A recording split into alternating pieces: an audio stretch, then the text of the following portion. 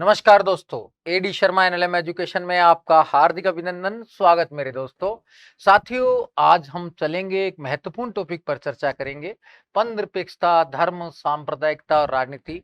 पंथनिरपेक्षता का कॉन्सेप्ट हमें कहीं न कहीं भारतीय राजनीति के संदर्भ में भी समझना है और वैश्विक संदर्भ में भी, और धर्म को भी समझते हैं और सांप्रदायिकता और राजनीति पर क्या प्रभाव डालती है, इन सभी बातों का आज सूक्ष्म गहन व्यापक विश्लेषण साथियों करने जा रहे हैं। तो आप जुड़िए और कंटिन्यू इस बात को देखिए, जब तक वीडियो एंड ना हो तब तक जुड़े रहेंगे तो ये कॉन्सेप्ट आपको क्लियर हो जाएगा। तो चलते हैं साथियों, इस पर चर्चा करते हैं। सबसे पहले साथियों हम चर्चा करते हैं धर्म कि धर्म क्या है। देखो साथियों, धर्म के बारे में आप जानते हैं, धर्म जो है कहीं ना कहीं एक सभ्यता है, एक संस्कृति है, जीवन का वे है। तो धर्म के दो पक्ष रहते हैं, एक रहता है भौतिक पक्ष और एक रहता है नैतिक पक्ष।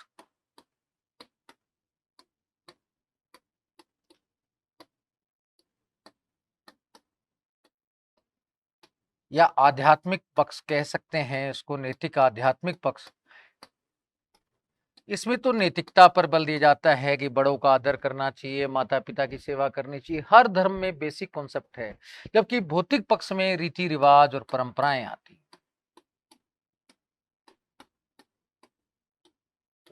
परंपराएं, प्रथाएं, ये जो हैं ये भौतिक पक्ष का भाग है और नैतिक पक्ष का ये भाग है। तो साथियों, जो आपको ध्यान रखना है, बेसिक चीज ये ध्यान रखनी है कि धर्म का जो नैतिक पक्ष पर जब बल दिया जाता है तो उसको कहते हैं पंथनिरपेक्षता। पंथनिरपेक्षता धर्म के नैतिक पक्ष से जुड़ी हुई है। जब हम उसके नैतिक पहलुओं की चर्चा करें तो पंथनिरपेक्षता है। और जब हम बेसिकली भौतिक पक्षों पर ज्यादा ध्यान देते हैं तो उससे क्या है, धार्मिक टकराव हो जाते हैं। टकराव की स्थिति बन जाती है और जो सांप्रदायिकता को जन्म देती है। किसको जन्म देती है? सांप्रदायिकता। तो वास्तव में देखा जाए कि हम धर्म धर्म के मूल के स्थान पर और उससे जुड़े हुए प्रथाओं को, रीति रिवाजों को, भौतिक पक्ष पर ज्यादा ध्यान देते हैं तो सांप्रदायिकता की स्थिति उत्पन्न होती है। लेकिन जब हम नैतिक पक्ष पर ज्यादा ध्यान दें, आध्यात्मिक पक्ष पर ज्यादा ध्यान दें तो उससे पंथनिरपेक्षता का भाव रहता है, टकराव का समाप्ति होता है। जैसे शिकागो सम्मेलन में 1893 में स्वामी विवेकानंद जी ने कहा था कि सभी धर्म समान है, सभी नैतिकता पर बल देते हैं और सभी की आधार भूमि एक है। तो वास्तव में उस समय स्वामी विवेकानंद शिकागो सम्मेलन में इस नैतिक पक्ष पर बल दे रहे थे, ना कि भौतिक पक्ष पर। भौतिक पक्ष पर जब बल दिया जाता है तो कहीं ना कहीं टकराव दिखाई देता है, जिससे सांप्रदायिकता का जन्म होता है। वास्तव में सभी मूल धर्म जो हैं अच्छे हैं, उनमें नैतिक पक्ष ही मूल हैं और उनकी मान्यताएं भी समान हैं। सभी कहीं ना कहीं समाज में नैतिकता का वर्णन करते हैं।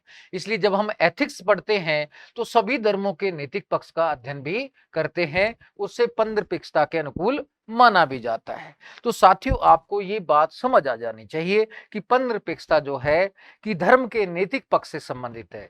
अब मैं आपको तीन छोटी छोटी शब्दावलियों में भी अंतर बताने जा रहा हूं, उस पर भी आपको ध्यान रखना है। एक रहता है धार्मिक, एक रहता है धर्मनिरपेक्ष,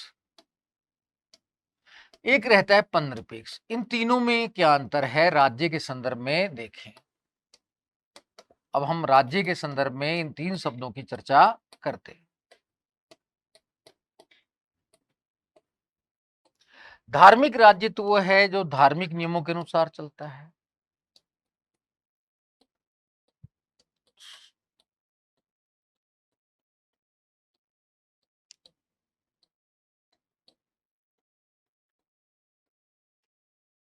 जैसे पश्चिमी एशिया के राष्ट्र हैं, इस्लामिक राष्ट्र हैं, तो वो धार्मिक नियमों के अनुसार ही चलते हैं। दूसरा जो धर्मनिरपेक्षता है, नॉन रिलीजियस वाली स्थिति है, ये अमेरिका में पाया जाता है, यूरोप में पाया जाता है। अमेरिका, यूरोप में इस प्रकार की स्थिति रहती है। वहां पर क्या होता है, राज्य का कोई धर्म नहीं होता, राज्य किसी धर्म को बढ़ावा नहीं देता और ना धार्मिक गतिविधियों को अनुमति रहती है किसी भी सरकारी गतिविधियों में।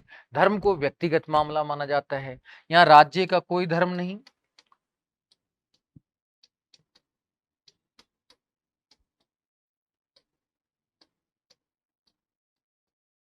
और धर्म के नाम पर कोई छूट नहीं।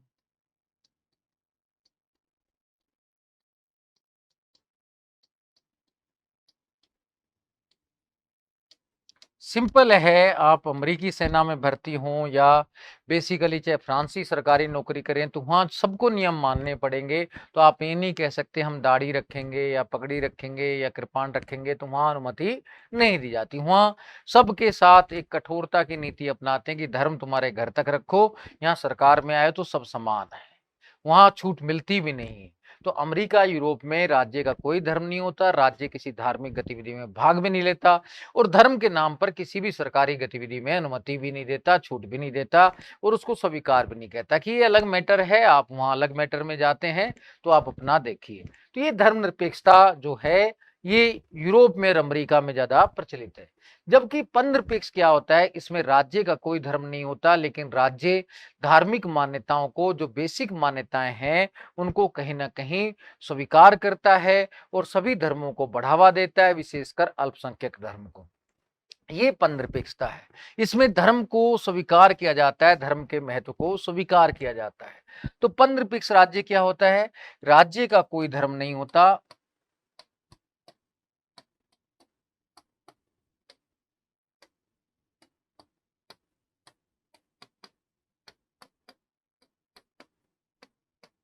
लेकिन राज्य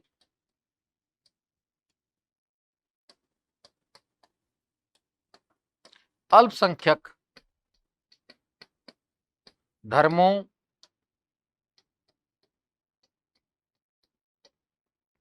और धार्मिक मान्यताओं को स्वीकार करता है।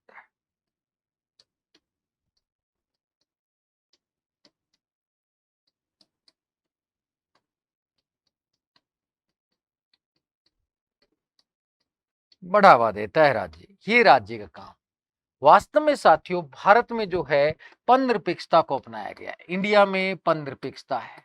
तो पंथनिरपेक्षता क्या है कि राज्य का कोई धर्म नहीं होगा, लेकिन राज्य सभी धर्मों को बढ़ावा देगा, विशेषकर अल्पसंख्यक धर्म को, और कहीं ना कहीं धर्म के नैतिक पक्ष को स्वीकार करेगा। भारत भी बेसिकली धर्म की भूमिका को स्वीकार करता है। हमारे यहाँ इतिहास में देखें तो चाहे स्वामी विवेकानंद जी हों तो उन्होंने भी कहा, रविंद्रनाथ टैगोर भी हों तो उन्होंने कहा कि भारत आध्यात्मिक विजय हासिल कर सकता है। और शिकागो धर्म सम्मेलन में 1893 में हमने आध्यात्मिक विजय प्राप्त भी की थी। कहीं ना कहीं पूरे विश्व का जो नाम है सर्वधर्म सम्मेलन में ये स्वीकार किया गया था कि भारत की जो नैतिकता है, भारत का धर्म है, वो पूरा मानव धर्म है और सभी को वो स्वीकार भी करना चाहिए।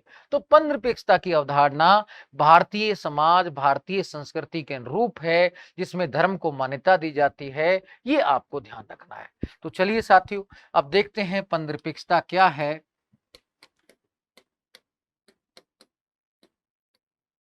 इसको अंग्रेजी में कहते हैं सेकुलरिज्म।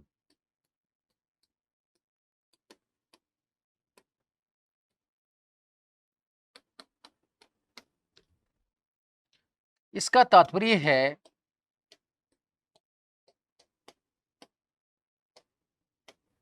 राज्य का कोई धर्म नहीं होगा,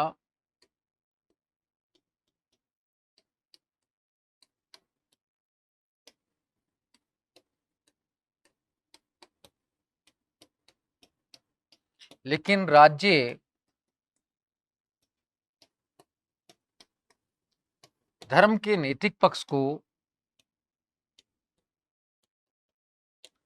यानी कि इसका जो मूल वाला भाग है,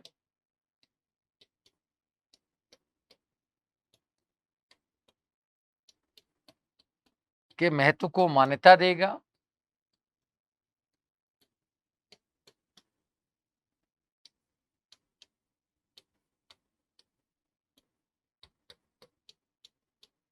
और सभी धर्मों को बढ़ावा देगा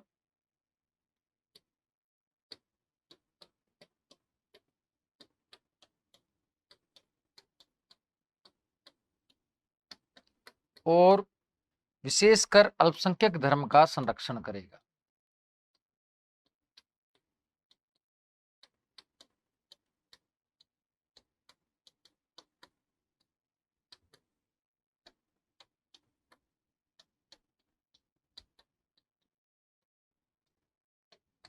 ये बेसिक बात आपको ध्यान में रखनी चाहिए।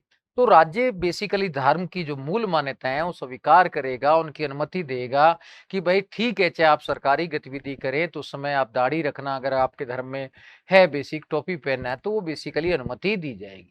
जैसे सिखों में पगड़ी पहनना है तो पगड़ी को अनुमति दी जाएगी, 5 कह की अनुमति दी जाएगी। तो वास्तव में वो धर्म की बेसिक मान्यताओं को स्वीकार करता है, धर्म का विरोध नहीं करता, बल अपितु उसका जो मूल भाग है उसको एक्सेप्ट करता है। तो पंथनिरपेक्षता की विशेषताएं देखें तो ये क्या है, विशेषताओं में की विशेषताएं देखें तो साथियों आपको समझ भी आता है कि ये धर्म के मौलिक पक्ष, नैतिक पक्ष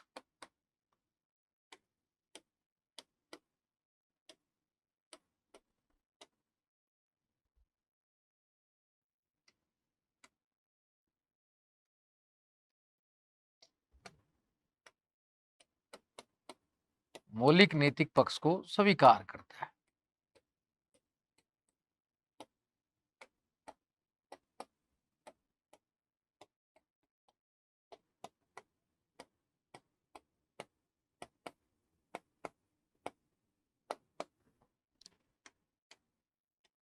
सर्वधर्म स्वभाव पर बल देता है।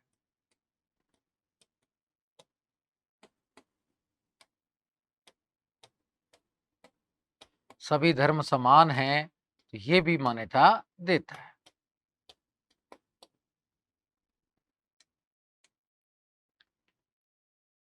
धर्म के नैतिक पक्ष को बढ़ावा देता है।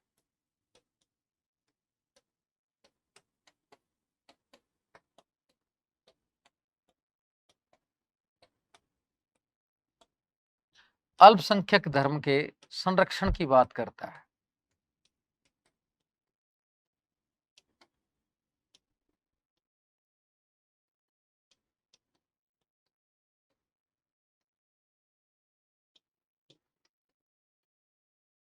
यह बहुसंस्कृतिवाद के अनुरूप है। देखा जाए बहुसंस्कृतिवाद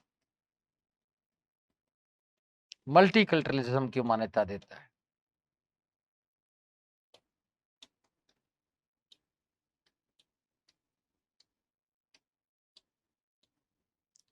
तो ये बहुसंस्कृतिवाद को मान्यता देता है कि वास्तव में विविधता रह सकती है, सभी संस्कृति को हमें स्वीकार करना चाहिए, सभी धर्म और मान्यताओं के जो बेसिक पॉइंट है उसको स्वीकार करना चाहिए।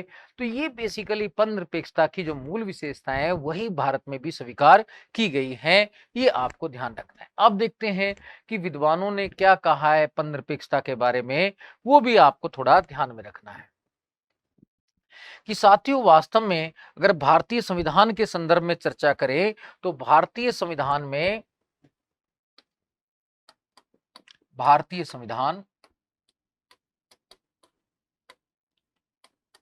और पंथनिरपेक्षता,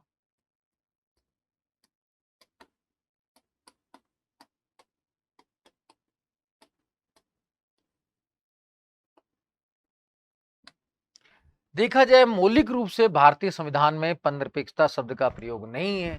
तो हमारे यहाँ नेहरू जी ने जरूर किया था शब्द का प्रयोग, पहली बार नेहरू जी ने कहा था हमें धर्मनिरपेक्ष राज्य अपनाना चाहिए। तो ये पश्चिम वाला जो कॉन्सेप्ट है वो अपनाया गया था, धर्मनिरपेक्ष राज्य। तो बेसिकली नेहरू जी ने तो धर्मनिरपेक्ष राज्य की बात की थी, ये पश्चिम से संबंधित अवधारणा है। ये पूरा अमेरिका के अनुरूप है, पश्चिमी के अनुरूप है, पश्चिमी संस्कृति के अनुरूप है, अमेरिका के अनुरूप है। तो इसमें तो ये कहा गया राज्य का कोई धर्म नहीं होगा और राज्य किसी भी धर्म को स्वीकार नहीं करेगा और धर्म एक व्यक्तिगत मामला होगा। तो वास्तव में नेहरू जी भी इसी संस्कृति में कहीं ना कहीं आस्था भी रखते थे, लेकिन वास्तव में हमारे संविधान में कुछ लक्षण ऐसे थे जो पंथनिरपेक्षता के अनुकूल थे, जैसे 25 से 28, 29 से 30, एंग्लो इंडियन का प्रावधान। तो भी देखा जाए हमारे यहाँ कि पंथनिरपेक्षता को भी साथ साथ स्वीकार किया गया। लेकिन उसके बाद देखते हैं हम कि बहुत सारे विद्वान हैं वो पंथनिरपेक्षता, धर्मनिरपेक्षता शब्दों का विरोध करते हैं। तो जैसे टी.एन. मदान, दीनदयाल उपाध्याय,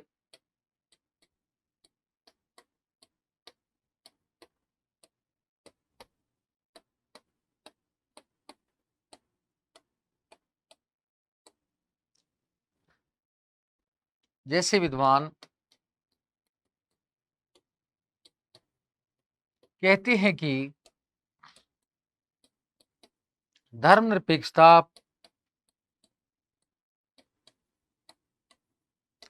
पन-निरपेक्षता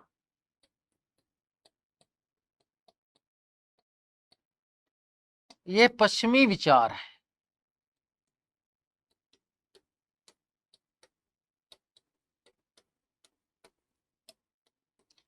इन्हें भारत में लागू नहीं करना चाहिए।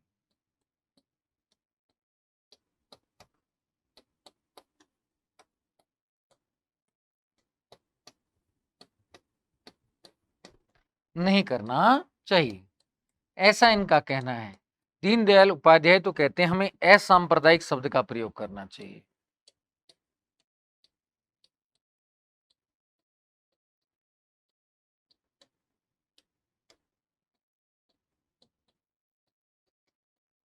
कि असांप्रदायिक शब्द अधिक उपयुक्त है, इसके स्थान पर यह शब्द प्रयोग करें।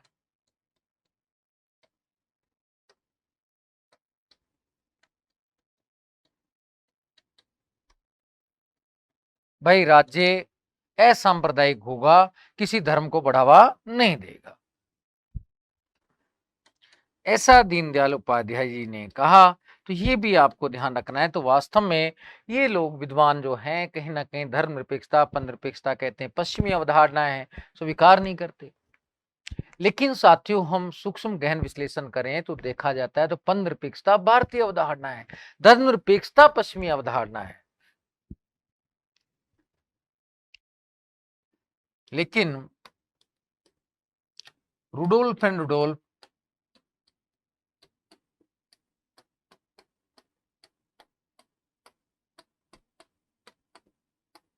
जैसे विद्वान कहते हैं कि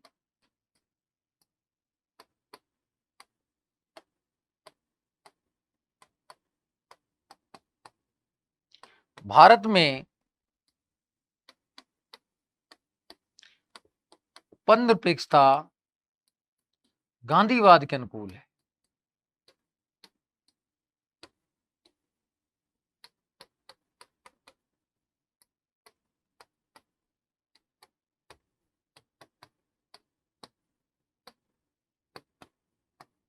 और इसे एंटीडोट के रूप में अपनाया गया है, इसे एंटीडोट के रूप में अपनाया गया है कि ताकि धर्म का राजनीति में प्रवेश ना हो।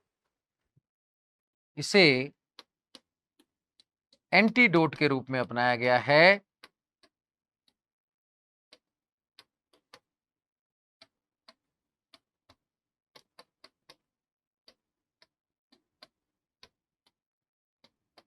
ताकि राजनीति में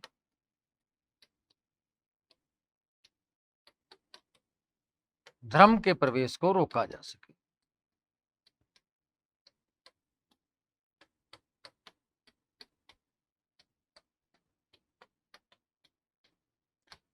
अटल जी भी ये कहते हैं, अटल जी भी पन-निरपेक्षता को गांधीवाद के अनुकूल मानते। अधिकांश विद्वान जो पन-निरपेक्षता की अवधारणा को है गांधीवाद से ही जोड़ते हैं।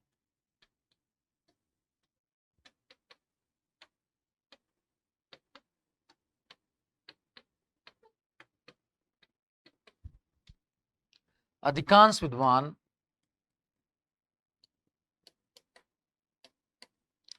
पन-निरपेक्षता को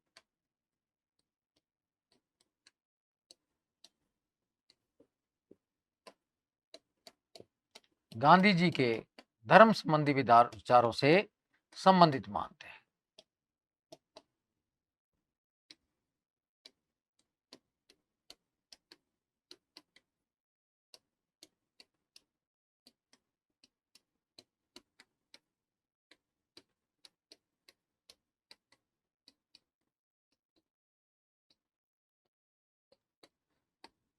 वास्तव में पननिरपेक्षता क्या मानता है? पननिरपेक्षता मानता है कि सत्य, अहिंसा, अस्तेय, ये बेसिकली जो अपरिग्रह, ब्रह्मचार्य, ये जो नैतिकता है वही धर्म है। धर्म का मतलब सीधा सा है मानवता, मानव जीवन की नैतिकता, यानी कि प्राकृतिक कानून जिसे पश्चिम में कहते हैं वही हमारे यहाँ धर्म है। तो वास्तव में जिसे लोक ने रूसो प्राकृतिक कानून के रूप में परिभाषित करते हैं, लोग रूसो, सिसरो प्राकृतिक कानून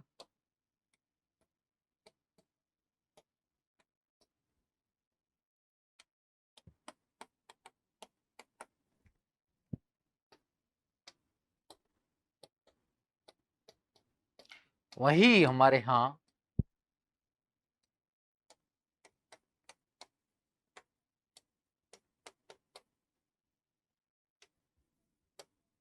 धर्म का आधार है। तो गांधी जी कहते भी हैं कि वास्तव में धर्म क्या है? वो कहते हैं धर्म का मतलब है सत्य, अहिंसा, अस्तेय, अपरिग्रह, नैतिकता के नियमों का पालन। तो वो धर्म का अर्थ हिंदू, मुसलमान, सिख, ईसाई से नहीं मानते। तो गांधी जी का धर्म वास्तव में एक नैतिक धर्म था, मानवता का धर्म था। इसलिए वो कहते भी हैं गांधी जी कि प्रत्येक क्षेत्र में मानव जीवन के में धर्म का प्रवेश होना चाहिए, नैतिकता का प्रवेश होना चाहिए। अगर किसी पक्ष में धर्म, धर्म का मतलब क्या है? नैतिक पक्ष, तो नैतिकता नहीं है तो वो कार्य कुकार्य हो जाएगा, उससे समाज का विकास रुक जाएगा। तो वास्तव में गांधी जी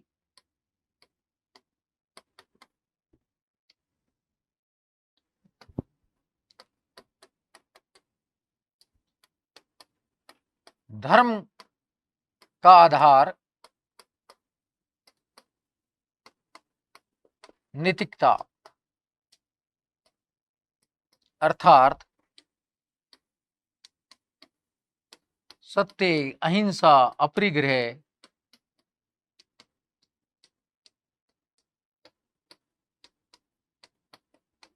अस्तेय, ब्रह्मचार्य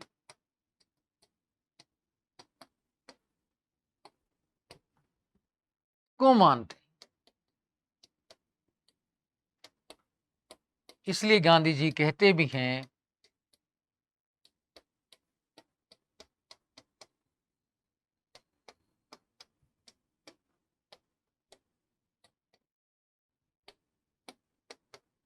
कि धर्म यानी कि नैतिकता का प्रवेश मानव जीवन के सभी क्षेत्रों में होना चाहिए।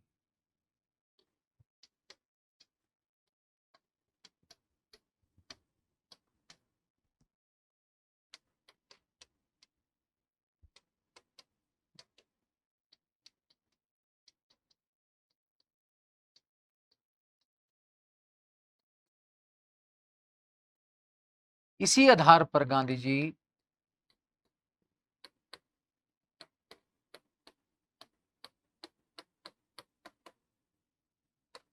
धर्म और राजनीति को अभिन्न मानते।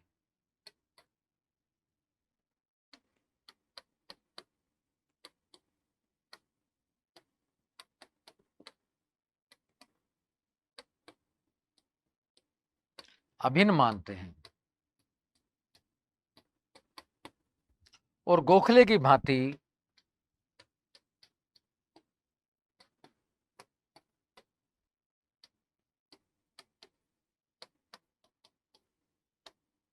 राजनीति का आध्यात्मिकरण करते।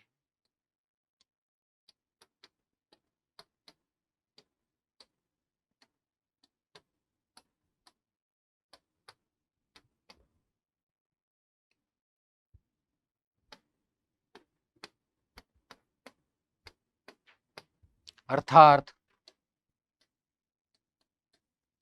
साध्य और साधन दोनों की पवित्रता पर बल देते हैं।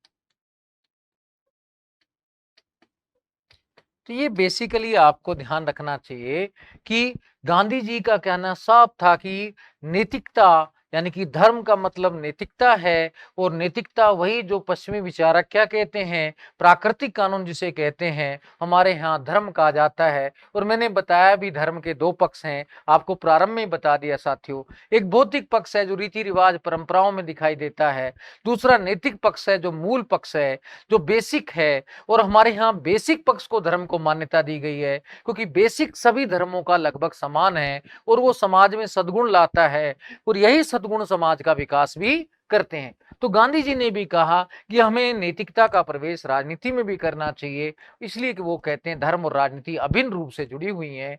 हमें राजनीति में साध्य और साधन दोनों की पवित्रता पर ध्यान देना चाहिए। जब साध्य पवित्र है तो साधन भी पवित्र होना चाहिए। तो कुल मिला के उन्होंने पवित्रता का विचार जो है वो राजनीति में दिया, धर्म को राजनीति से जोड़ा, राजनीति का आध्यात्मिकरण किया। इसी प्रकार से देखते हैं स्वामी विवेकानंद, रविंद्रनाथ टैगोर, चाहे अरविंद घोष जैसे विद्वान हो, वो भी कहीं ना कहीं राजनीति का आध्यात्मिकरण करते हैं और राजनीति और धर्म को जोड़ने की कोशिश करते हैं। तो लेकिन इसका तात्पर्य ये नहीं है कि वो बेसिकली वो देखा जाए धर्म के भौतिक पक्ष को स्वीकार करते हैं। ये सभी विद्वान धर्म के नैतिक पक्ष को स्वीकार करते हैं और पन-निरपेक्षता के अनुकूल ही विचार व्यक्त करते हैं। स्वामी विवेकानंद, रविंद्रनाथ टैगोर,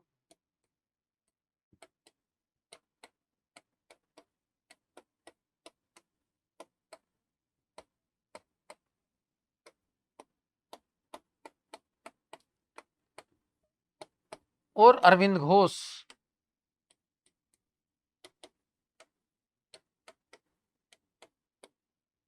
के विचार भी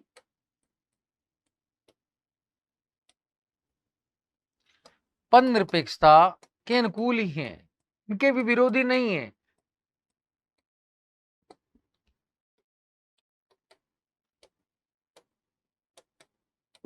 क्योंकि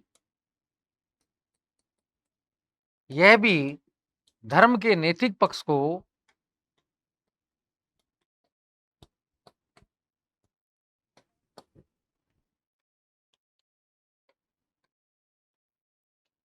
स्वीकार करते हैं। तो साथियों इस प्रकार देखा जाए तो पन निरपेक्षता की अवधारणा जो है धर्म के नैतिक पक्ष को स्वीकार करती है। जैसा कि गांधी जी ने कहा था कि हमें साध्य और साधन दोनों की पवित्रता को स्वीकार करना चाहिए, लेकिन धर्म के भौतिक पक्ष को नहीं, हिंदू मुसलमान सिख ईसाई वाले पक्ष को नहीं। तो बेसिकली नैतिक पक्ष को, नैतिक पक्ष सभी धर्मों का समान ही रहता है, सभी सद्गुण पर बल देते हैं। वास्तव में जो पश्चिमी विचारक जिसे प्राकृतिक कानून कहते हैं, वही हमारे यहाँ धर्म का मूल आधार माना जाता है, नैतिक पक्ष माना जाता है। हमने इसी को मान्यता दी है। तो ये आपको आधार रहना चाहिए। कहते भी हैं पश्चिमी विचारक सारे कि जो संवैधानिक कानून है वो प्राकृतिक कानून के अनुरूप होना चाहिए। उसी अनुरूप देखा जाए तो हमारे यहाँ भी जो संविधान है पन-निरपेक्षता पर ही आधारित है। तो ये आपको ध्यान में रहना चाहिए। तो साथियों ये बात भी आपको समझ आना चाहिए, पश्चिमी विचारक क्या कहते हैं, प्राकृतिक कानून और संविधान इसी पर आधारित होना चाहिए। हमारे यहाँ प्राकृतिक कानून की जगह शब्द का प्रयोग क्या किया गया है, पन निरपेक्षता, और संविधान इसी पर आधारित है। अंतर कुछ नहीं है, बस अपनी संस्कृति के अनुकूल हमने जो शब्द अपनाया इसको लोग लेकर दिग्भ्रमित रहते हैं, कहते हैं भारत धार्मिक राज्य है, भारत मान्यता देता है। तो साथियों हमारे जो प्राकृतिक कानून है यानी कि नैतिकता रही है भारतीय संस्कृति की, उसी के अनुरूप हमने पन-निरपेक्षता का कॉन्सेप्ट अपनाया हमारे संविधान में। और पहली बार स्पष्ट रूप से पन-निरपेक्षता शब्द का प्रयोग कहीं ना कहीं हमने प्रस्तावना में किया था, 42वें संशोधन नियम द्वारा प्रस्तावना में शब्द सेकुलरिज्म जोड़ा था। तो देखते हैं साथियों, तो 42वें संशोधन नियम द्वारा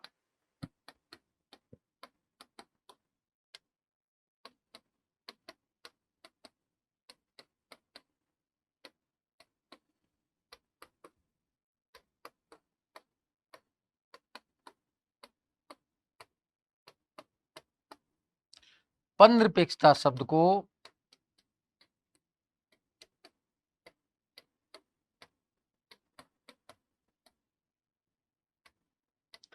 प्रस्तावना में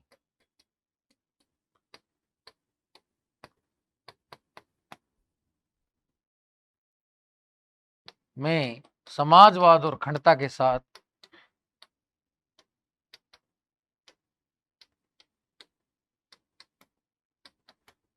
जोड़ा गया। क्योंकि इसमें 3 शब्द जोड़े गए थे, तो ये तीनों ही ध्यान रखना चाहिए। पंधनिरपेक्षता, समाजवाद, अखंडता को जोड़ा गया। अब साथियों हम प्रस्तावना देखते भी हैं। प्रस्तावना देखते हैं तो उसमें पहली लाइन ही यही है, हम भारत के लोग भारत को संपूर्ण प्रभुत्व संपन्न समाजवादी पंधनिरपेक्ष लोकतांत्रिक गणराज्य बनाने के लिए। अब देखा जाए तो पंधनिरपेक्षता शब्द को कितना महत्व दिया गया है, ये भी आप अपने आप ध्यान रख सकते हैं। तो वास्तव में प्रस्तावना का जो पहली लाइन है वो भी हम देखते हैं। जो पहला लक्ष्य है, हम भारत के लोग भारत को संपूर्ण प्रभुत्व संपन्न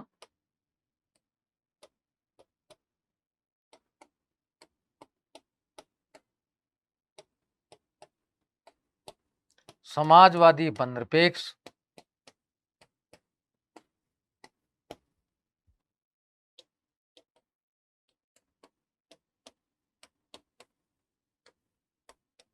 लोकतांत्रिक गणराज्य, यानी कि लोकतंत्र से भी ज्यादा महत्वपूर्ण पंधनिरपेक्षता को माना गया है। वो क्यों माना गया है? क्योंकि लोकतंत्र तभी पनप सकता है जब नैतिकता आएगी, और ये नैतिकता जब तक नहीं आएगी तो लोकतंत्र विकास नहीं हो सकता।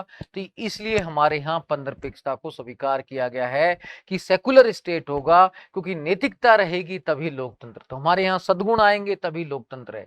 अगर वास्तव में वैमनस्य है, सद्गुण नहीं है, प्राकृतिक कानून नहीं है, तो लोकतंत्र भी नहीं आता। आपने लोक भी पढ़ा होगा, जॉन लोक भी कहता है कि संवैधानिक कानून जो होगा वो प्राकृतिक कानून के अनुरूप होगा।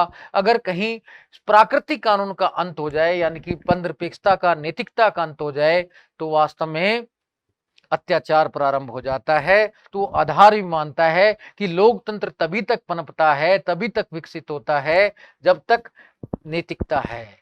नैतिकता का मतलब पंधनिरपेक्षता है। इसलिए हमारे संविधान में भी जोन लोक के अनुरूप ही लोकतंत्र से अधिक महत्वपूर्ण पंधनिरपेक्षता को माना है। जैसे जोन लोक बेसिकली प्राकृतिक कानून को लोकतंत्र का आधार मानता है, ऐसे हमने भी पंधनिरपेक्षता को लोकतंत्र का आधार माना है साथियों। तो पंधनिरपेक्षता का मतलब सीधा सा है नैतिकता, नैतिकता, मोरलिटी, मोरलिटी, सद्गुण, सद्गुण, वर्चू, वर्चू, जिसको यूडोमोनिया कहते हैं अरिस्टोटल। तो वही है नैतिकता, सद्गुण, प्राकृतिक कानून, वही पंधनिरपेक्षता है और कुछ नहीं है साथियों। लेकिन हमने अपनी संस्कृति के अनुरूप इस शब्द का प्रयोग किया है।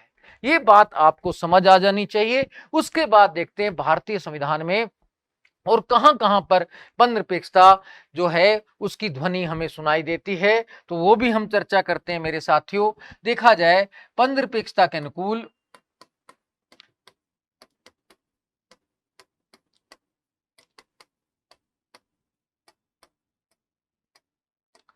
भारतीय संविधान में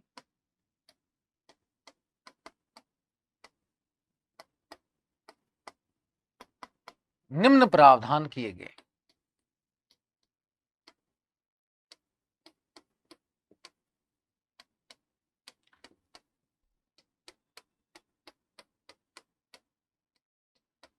पहला है धर्म की स्वतंत्रता,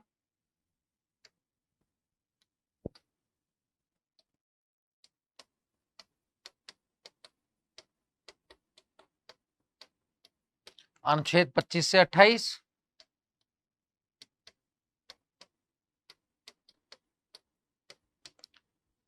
फिर बेसिकली साथियों देखा जाए सेकंड जो दिया गया है, अल्पसंख्यकों के शिक्षा संस्कृति संबंधी अधिकार, अल्पसंख्यकों के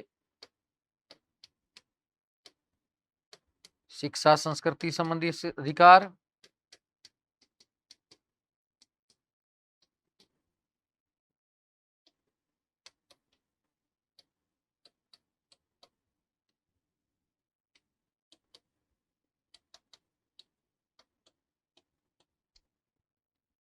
फिर कहीं ना कहीं 331, 33 भी देख सकते हैं।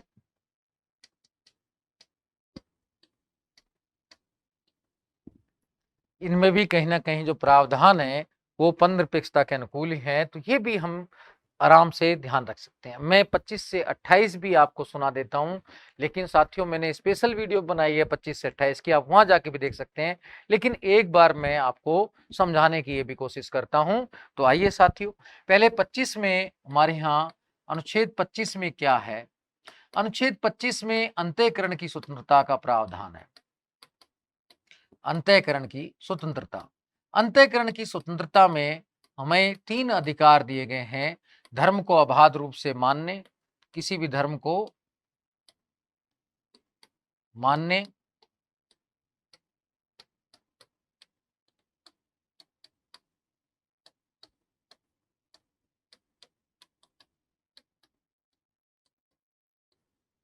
उपासना करने का अधिकार, किसी भी रूप में हम उपासना करें, और साथ में प्रचार करने। वास्तव में साथियों हमारे यहाँ किसी भी धर्म को अबाध रूप से मानने की छूट है।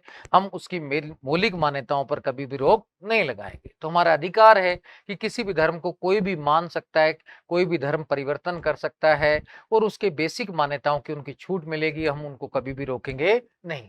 उपासना का मतलब हमारे उपासना करने का अधिकार है। आपका पूजा पाठ की पद्धति क्या है, भारत सरकार किसी को बाध्य नहीं करेगी कि किसी भी प्रकार की पूजा पद्धति अपना सकता है, और प्रचार का भी। लेकिन साथियों ये असीमित अधिकार नहीं है, इस पर लोक व्यवस्था के नाम पर कहीं ना कहीं युक्तियुक्त प्रतिबंधों का भी उल्लेख किया गया है। असीमित नहीं है, इसमें युक्तियुक्त प्रतिबंध भी लगाए जा सकते हैं। ये भी हमें प्रतिबंधों का उल्लेख भी कहीं ना कहीं साथ में ही किया गया है, ये ध्यान रखना है। जैसे अभी कर्नाटक का एक केस आया, उसमें हिजाब को लेकर बेसिकली प्रतिबंध लगाए स्कूल ने, उस मामला हाई कोर्ट तक गया, तो हाई कोर्ट ने कहा हिजाब एक भौतिक प्रथा है, मूल मान्यता नहीं है, बेसिक नियम नहीं है इस्लाम का, ये बाह्य प्रथा है, इस पर रोक लगाई जा सकती है। तो वास्तव में हमारे यहाँ जो छूट दी गई है वो बेसिक मान्यताओं को लेकर है, और उसमें भी आपको लोक व्यवस्था और कहीं ना कहीं स्वास्थ्य को ध्यान रखना होगा, और सांप्रदायिक सद्भाव को ध्यान रखना होगा। उसमें युक्त प्रतिबंधों के साथ ही है, मानवता के विपरीत नहीं है। धर्म को मान्यता है वहीं तक जहां तक वो नैतिकता को बढ़ावा देता है। तो ये 25 में अंतःकरण की स्वतंत्रता हमारे यहाँ पन्नपेक्षता के अनुकूल ही दी गई है। 26 में बेसिकली है कि सभी संप्रदाय अपनी धार्मिक संस्थाओं का प्रबंधन कर सकते हैं। भाई जितने भी धर्म हैं उनकी जो संस्थाएं हैं, अपनी संस्थाओं का प्रबंधन।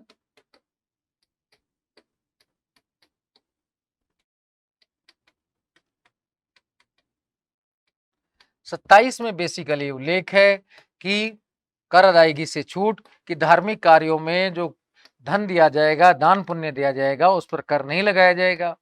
28 में उल्लेख है कि धार्मिक जो सरकारी शिक्षण संस्थान है, सरकारी सहायता प्राप्त हैं, सरकारी और सरकारी सहायता प्राप्त शिक्षण संस्थानों में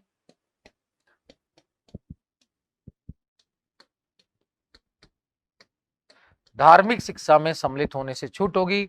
यानी कि सरकारी स्कूल हो या सरकारी सहायता प्राप्त कोई स्कूल या कॉलेज, जो कोई भी शिक्षण संस्थान हो, उसमें कोई धार्मिक गतिविधि होती है तो उसके लिए किसी बच्चे को बाध्य नहीं किया जाएगा, और उसमें कहीं ना कहीं अनुमति भी अभिभावक से ली जाएगी अगर उसकी आयु 18 से कम है। तो ये बेसिक बातें हमारे यहाँ साफ साफ की गई हैं। तो हमारे यहाँ धर्म को मान्यता दी गई है हर जगह, लेकिन उसके नैतिक पक्ष को मान्यता दी गई है। अब 29-30 देखते हैं कि अल्पसंख्यक के संस्कृति शिक्षा संबंधी अधिकार, वहां पर भी थोड़ा ध्यान देते हैं साथियों। अल्पसंख्यक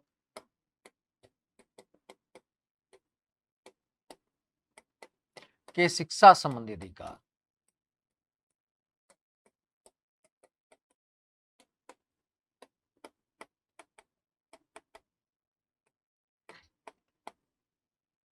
विचार।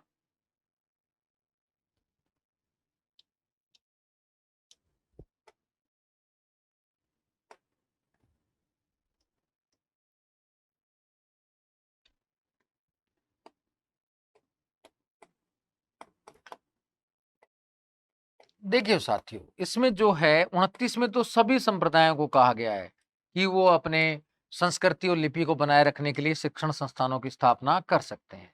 ये तो सभी संप्रदायों के लिए है। लेकिन जो अनुच्छेद 30 है उसमें अल्पसंख्यक के लिए विशेष प्रावधान है। अनुच्छेद 30 में कहा गया है कि सरकार अल्पसंख्यक जो है लिपि और संस्कृति बनाए रखने के लिए अल्पसंख्यक शिक्षण संस्थानों में सहायता प्रदान करेगी। अल्पसंख्यक शिक्षण संस्थानों में भाई अल्पसंख्यकों को उनकी लिपि और संस्कृति बनाए रखने के लिए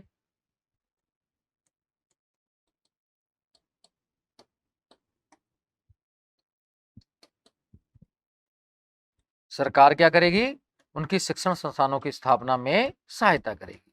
तो इसी पंद्रपेक्षता के अनुकूल हमारे यहाँ की बेसिकली जो इस्लामिक शिक्षण संस्थान है या वास्तव में ईसाई जो है क्रिश्चियन शिक्षण संस्थान है उनको सहायता दी जाती है, उनको बढ़ावा दिया जाता है। तो ये पंद्रपेक्षता के अनुकूल है, कहीं ना कहीं पंद्रपेक्षता का विरोध नहीं है क्योंकि अल्पसंख्यक हैं। लेकिन साथियों हमारे यहाँ अल्पसंख्यक का व्यापक अर्थ कहीं ना कहीं जो है पाई फाउंडेशन केस में बताया गया था कि हमारे यहाँ केवल धार्मिक अल्पसंख्यक नहीं है, इसमें भाषाई अल्पसंख्यक को भी है।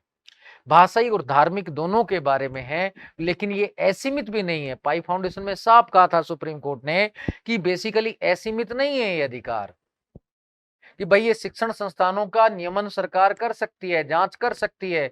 अगर इसमें भी पूरे जो नियम है अपनाए जाएंगे तो साथियों ये जो भी अवधारणा है वो नैतिकता के अनुरूप है, ताकि कि हमारा भारत एक ऐसा बगीचा बन सके जिसमें सभी प्रकार के पुष्प हों और सभी प्रकार के पुष्प महक सकें और उस भी खुशबू से सभी प्रकार के इत्र हमारे घर घर में पहुंच सके और हमें सभी प्रकार की खुशबू का आनंद आ सके। तो सभी प्रकार की जो नैतिकता है, सद्गुण है, जो सभी धर्मों के हैं, उनका सभी का विस्तार और सभी का गुण हमारे समाज में समाहित हो सके और हमारा लोकतंत्र विकसित हो सके, हमारा व्यक्तित्व का विकास हो सके, उसी के अनुरूप ये कहीं ना कहीं धारणा दी गई है। अब लेकिन जो आलोचक रहते हैं, आलोचक एक साइड अध्ययन करके ऐसे विचार देते हैं कि जैसे नकारात्मक, तो नकारात्मक विचारों पर आपको नहीं जाना है साथियों। तो ये आपको ध्यान रखना है कि अल्पसंख्यक शिक्षण संस्थानों की सहायता असीमित अधिकार नहीं है, इसमें भाषाई और धार्मिक दोनों प्रकार के अल्पसंख्यक हैं। पाई फाउंडेशन के मामले में सुप्रीम कोर्ट ने यहां तक कह दिया कि अल्पसंख्यक शिक्षण संस्थानों में यहां सहायता का आधार जो होगा राज्य की जनसंख्या होगी, यानी कि पंजाब में हिंदू अल्पसंख्यक होंगे, कश्मीर में भी हिंदू अल्पसंख्यक होंगे। तो ये पूरा नियम सर जो सुप्रीम कोर्ट ने इसकी व्याख्या की है उसके अनुरूप साफ स्पष्ट पता चलता है कि हमारी पंद्रपेक्षता की अवधारणा के अनुरूप ही ये प्रावधान है। इसी प्रकार से हमारे यहाँ अनुच्छेद 331 और बेसिकली 33 में 31 में तो लोकसभा में एंग्लो इंडियन का प्रावधान, 333 में एंग्लो इंडियन या किसी अन्य समुदाय का जो एक सीट विधानसभा में है मनोनीत करने का प्रावधान है। 331 में लोकसभा में तो 2 एंग्लो इंडियन का है। तो ये भी प्रावधान कहीं ना कहीं पंद्रपेक्षता के अनुकूल ही किया गया है। लेकिन अभी 104वें संशोधन नियम द्वारा कि इसकी अवधि पर रोक लगा दी कि भाई अब इसको आगे नहीं बढ़ाया जाएगा। तो 2019 में 25 जनवरी 2020 को लागू हुआ था। तो ये बेसिकली ठीक है कि आज वास्तव में देखा जाए तो एंग्लो इंडियन समुदाय का काफी हद तक जागरूकता आ चुकी है और लोग समझ भी चुके हैं। तो आज जो भी किया गया है परिस्थितिवश किया गया है, परिस्थितियों के अनुरूप किया गया है कि आज के वातावरण वैश्वीकरण के अनुरूप है। तो बेसिकली है कि हमारे यहाँ ये प्रावधान भी ध्यान में रखना चाहिए कि 331-33 में जो भी एंग्लो इंडियन का प्रावधान है वो भी बेसिकली हमारे यहाँ पंद्रपेक्षता के अनुकूल है। हालांकि अब उसकी अवधि को बढ़ाने पर रोक लगा दी 104वें संशोधन नियम द्वारा, 25 जनवरी 2020 को ये लागू भी हो गया। तो इसका भी उद्देश्य इसलिए वास्तव में रोक लगाई है कि वास्तव में देखा जाए तो आज के वातावरण में जागरूकता बहुत अधिक फैल चुकी है उस समाज में और समाज काफी हद तक विकसित भी हो चुका है। तो परिस्थितिवश कहीं ना कहीं छूट दी जाती है, लेकिन जब विकास हो जाता है तो छूट वापस भी ली जा सकती है। तो ये सब पंद्रपेक्षता के अनुरूप ही आचरण किया जाता है। बच्चे को उंगली पकड़ाई जाती है जब तक वो चलना नहीं सीखता, जब चल लेना सीख जाता है तो उंगली छोड़ भी दी जाती है ताकि वो स्वतः चलना सीख सके। तो वही पंद्रपेक्षता का प्रावधान हमारे संविधान में सभी धर्मों के सद्गुणों को कहीं ना कहीं समाज में बनाए रखना है, ये मूल उद्देश्य है। ये आपको समझ भी आया होगा। अब साथियों हम आगे चलते हैं, जो मूल चीज है वो देखते हैं कि धर्म का राजनीति पर क्या क्या प्रभाव पड़ता है, उस पर भी चर्चा हम कर लेते हैं। कि धर्म कैसे प्रभावित कर रहा है धर्म, राजनीति और पंथनिरपेक्षता। अब हम इस पर भी चर्चा करते हैं।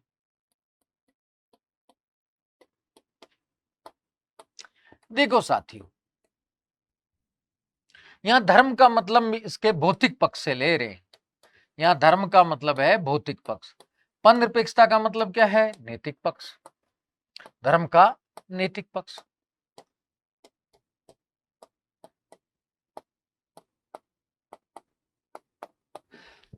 हमने पंथनिरपेक्षता इसलिए अपनाई थी कि धर्म का जो भौतिक पक्ष है वो कहीं ना कहीं राजनीति में एंटर ना करे, खाली नैतिक पक्ष ही एंटर करे। लेकिन आज वो उल्टा रहा है कि हमारे यहाँ संविधान में तो पंथनिरपेक्षता की बात की गई है, नैतिक पक्ष की, लेकिन नैतिक पक्ष की तुलना में ये वाला जो धार्मिक पक्ष है, भौतिक पक्ष है, आज ये ज्यादा प्रभावी हो रहा है।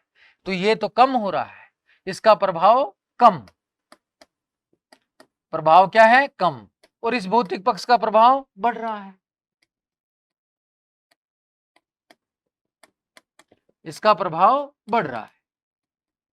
अब इसी कारण से हमारे यहां समस्याएं पैदा हो रही हैं। समस्याएं क्यों पैदा हो रही हैं? कि राजनीति में आना क्या चाहिए था? ये चाहिए, ये था, आ कौन सा गया? ये।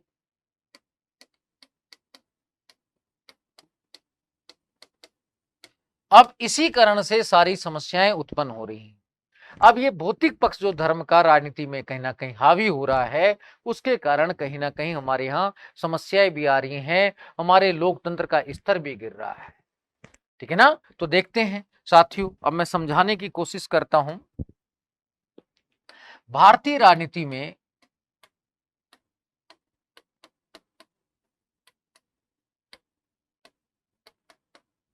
धर्म के नैतिक पक्ष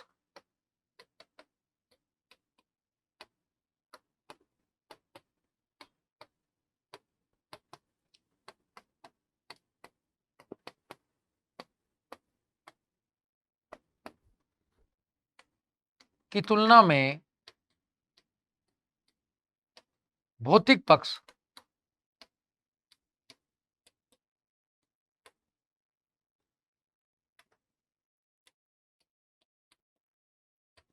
सांप्रदायवाद,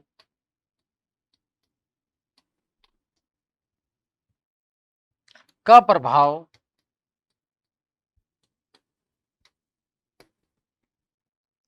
बढ़ रहा है, जिसके कारण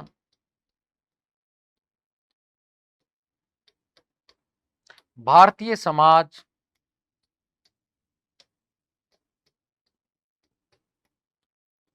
राजनीति और लोकतंत्र में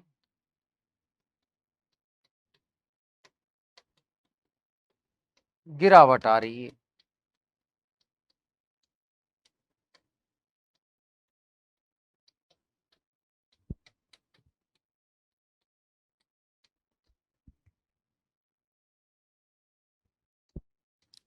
तो वास्तव में कहीं ना कहीं ये भौतिक पक्ष का ज्यादा बढ़ना, नैतिक पक्ष की अवहेलना होना, इसी कारण से भारतीय लोकतंत्र का पतन हो रहा है। भारतीय समाज में भी कहीं ना कहीं समस्याएं पैदा हो रही हैं, भारतीय राजनीति में भी समस्याएं हो रही हैं। हमें ये भौतिक पक्ष नहीं, हमें नैतिक पक्ष चाहिए था, अब नैतिक पक्ष अपनाया नहीं, बस यही समस्या है।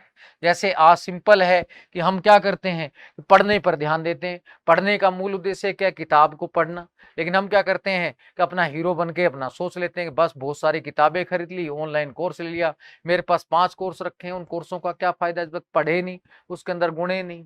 तो वही चीज हुआ है, जो अंदर की बात है वो भूल गए हैं, हम केवल बाह्य पक्ष पर रख रहे हैं। अब हिंदूवाद हिंदूवाद करते हैं, हिंदुत्व को भूल गए हैं।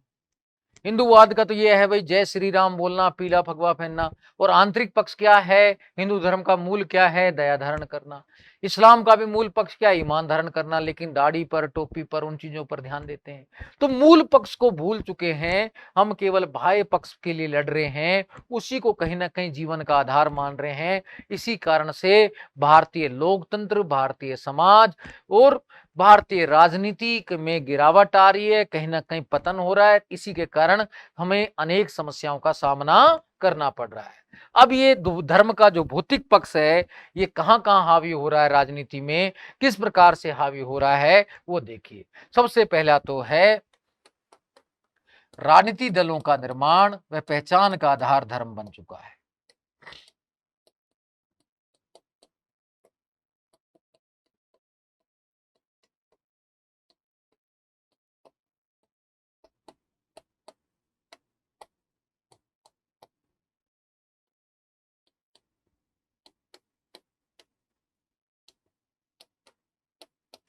हेडिंग में डाल देता हूं, आप कहीं कंफ्यूज हो। भारतीय राजनीति को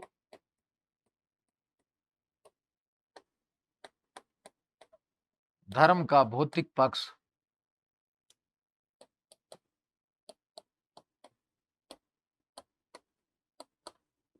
निम्न प्रकार से प्रभावित कर रहा है।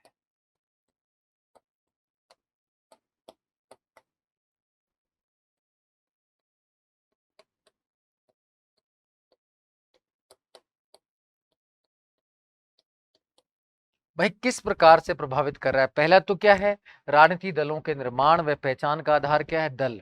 तो वास्तव में धर्म बन चुका है। तो पहली समस्या तो यह है, राजनीतिक दलों का निर्माण व पहचान का आधार क्या है? धर्म बन चुका।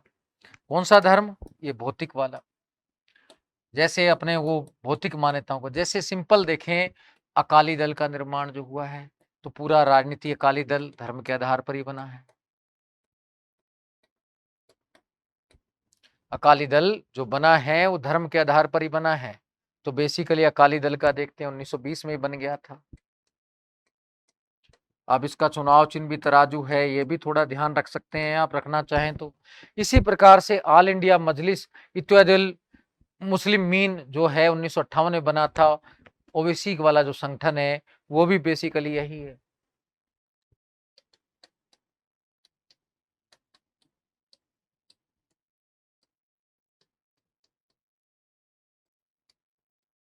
ऑल इंडिया मजलिस ए इत्तेहादुल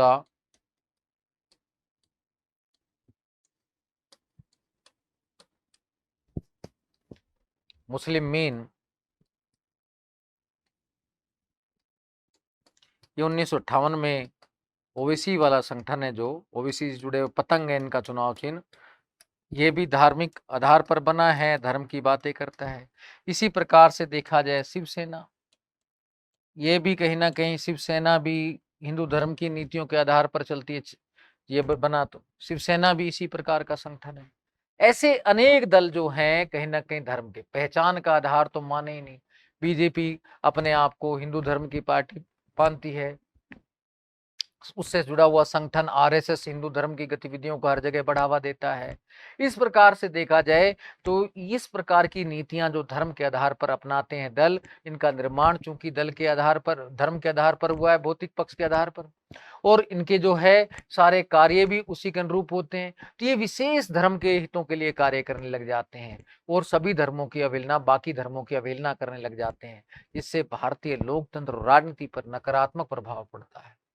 भारत में अनेकों धर्म और जाति के लोग निवास करते हैं, लेकिन ऐसे दल जिनकी पहचान और निर्माण का आधार एक विशिष्ट धर्म रहता है, उसका एक विशिष्ट भौतिक पक्ष रहता है, तो ये अपने राजनीतिक लाभ के लिए केवल उसी विशिष्ट धर्म को ही बढ़ावा देते हैं और उसी को कहीं ना कहीं बढ़ावा देते हैं, और ये भी बताते हैं कि उनके हित दूसरे धर्म से अलग हैं, भिन्न हैं और टकराते हैं, और इस कारण से अनेक समस्याएं उत्पन्न होती हैं। और ऐसे दल केवल विशेष धर्म के लिए काम करते हैं और दूसरे धर्म की अवहेलना करते हैं, जिससे राजनीति का जो मूल लक्षण है, लोकतंत्र का मूल लक्षण है कि न्याय, बंधुता, स्वतंत्रता, समानता, उसका पतन होना शुरू हो जाता है।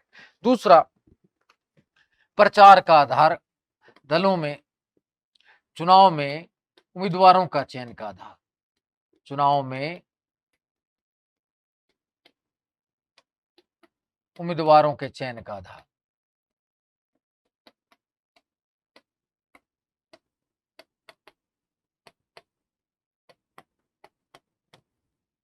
धर्म। तो ये धर्म जो वास्तव में भौतिक पक्ष वाला, जैसे हिंदू, इस्लाम, सिख, ईसाई, बस इसी भौतिक पक्ष को लेते हैं। इस आधार पर क्या करते हैं, उम्मीदवारों का चयन करते हैं। और जब ऐसे उम्मीदवारों का चयन धर्म के आधार पर होगा तो योग्य व्यक्तियों की अवहेलना होगी। और ये भी लोग फिर कहे धर्म को बढ़ावा भी देंगे, ऐसे लोग धर्म के आधार पर चुनाव जीते हैं तो ये फिर क्या करते हैं, और अधिक सांप्रदायिकता को बढ़ावा देते हैं। तो इससे भी कहीं ना कहीं समस्या आती है। फिर चुनाव में प्रचार का आधार, चुनाव में प्रचार का आधार धर्म।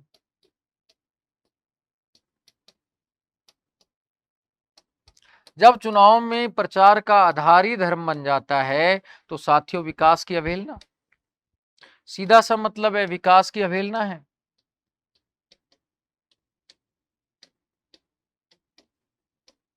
आज देखा जाए तो बस राम मंदिर ही वोट का आधार बना हुआ है। यहां तक कि 5 अगस्त 2020 में देखा जाए राम मंदिर निर्माण में सभी ने पूजा अर्चना भी की। तो इस प्रकार की जो नीतियां रहती हैं तो वो कहीं ना कहीं की वास्तव में आधार बन जाता है कि 5 अगस्त 2020 को राम मंदिर का विशेष पूजन कार्य करना और इसकी आधार पर सारे काम करना। तो ये राम मंदिर, ऐसे कुछ लोग बाबरी मस्जिद का बात करने लग जाते हैं। तो इस प्रकार के जब मुद्दे कहीं ना कहीं राजनीति में हावी हो जाएंगे तो विकास की अवहेलना होगी, मूल जो लक्षण है हमारे वो खत्म हो जाएंगे, तो लोकतंत्र का कहीं ना कहीं पतन हो जाता है। तो ऐसे मुद्दे कहीं ना कहीं चुनाव में नहीं आने चाहिए, लेकिन आज वास्तव में इसी प्रकार के मुद्दे चुनाव में ज्यादा हावी रहते हैं। धर्म और जाति के मुद्दे, धर्म का विशेष स्थान बढ़ता ही जा रहा है और इससे हमारे लोकतंत्र का पतन भी हो रहा है। फिर संसद में कार्यों का आधार,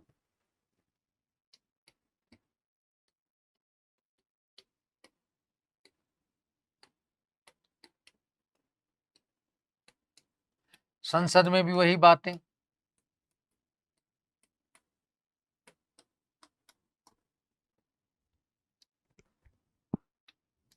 अब देखा जाए तो सीए, सिटीजन अमेंडमेंट एक्ट,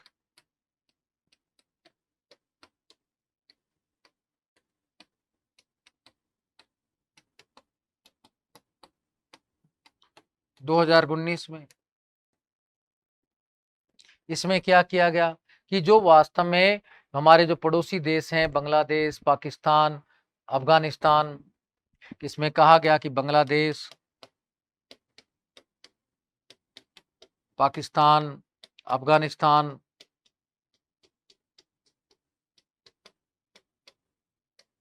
से पीड़ित हिंदू, सिख, ईसाई, जैन, बौद्ध, पारसी, ईसाई,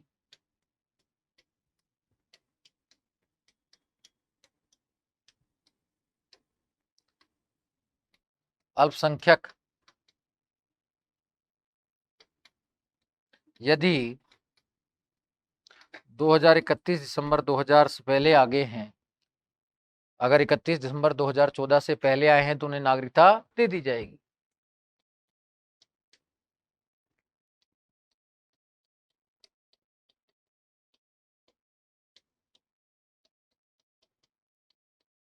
तो वह भारतीय नागरिक माने जाएंगे। अब इसमें मुसलमानों को शामिल नहीं किया गया। अब ऐसी बातें कहीं ना कहीं, भाई पीड़ित तो वहां मुसलमान भी हो सकते हैं, मुसलमानों में भी कई कैटेगरी रहती है, लेकिन उनको स्थान नहीं दिया गया क्योंकि मुसलमानों में भी किसी प्रकार का, तो ऐसे जो कानून बनते हैं तो उससे कहीं ना कहीं लगता है कि सांप्रदायिकता का समावेश अंदर घुसा हुआ है। इसी प्रकार से एनआरसी के लिए कहना कि एनआरसी पर विशेष बल, कि एनआरसी के लिए कानून बनेगा, नेशनल रजिस्ट्रेशन ऑफ सिटीजनशिप बनेगा और उसमें धर्म के आधार पर रजिस्ट्रेशन होगा, अलग अलग बातें कहीं ना कहीं की जाती हैं। तो इससे भी कहीं ना कहीं समस्या आती है। फिर इसी प्रकार से 104वां संशोधन अधिनियम मैंने अभी बताया था,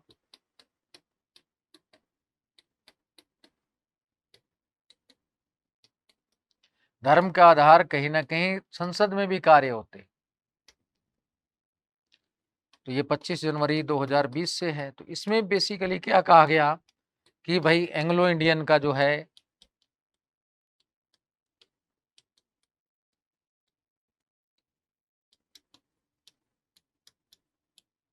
मनोनयन का प्रावधान निष्क्रिय कर दिया गया।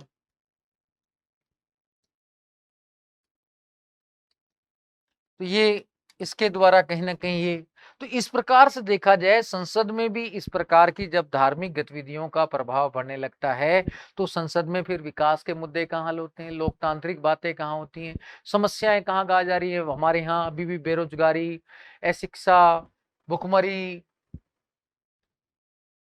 बहुत प्रकार की समस्याएं हैं साथियों, लेकिन उन पर चर्चा ना होकर कुपोषण जैसी भी समस्याएं हमारे घर की हुई हैं, पानी की समस्याएं, स्वास्थ्य की समस्याएं, सामाजिक आधारभूत ढांचा नहीं बना है, उन पर चर्चा नहीं, लेकिन इन पर चर्चा ज्यादा होती है। तो इससे हमारा कहीं ना कहीं लोकतंत्र विकास का कार्य जो है वो रुक जाता है।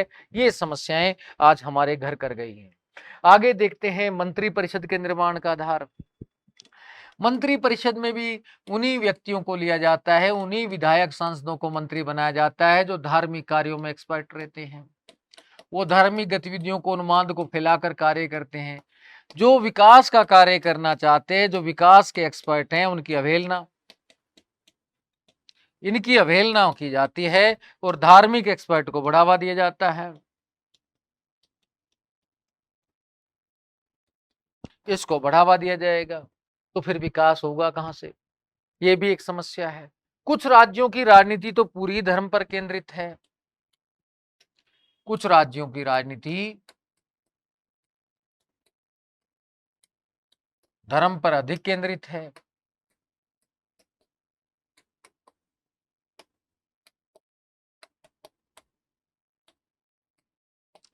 जैसे केरल, पंजाब, इन राज्यों में कुछ धर्म का ज्यादा ही रोल देखने को मिलता है। तो ये इस प्रकार से देखा जाए तो धर्म कहीं ना कहीं राजनीति को नकारात्मक रूप से प्रभावित कर रहा है। इस प्रकार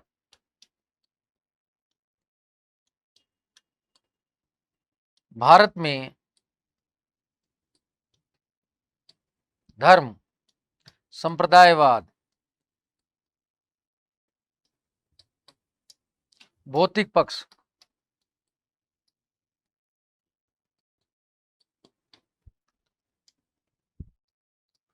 भारतीय राजनीति को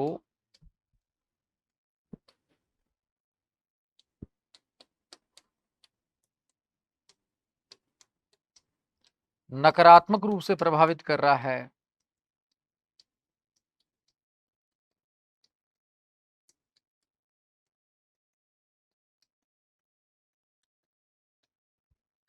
जिससे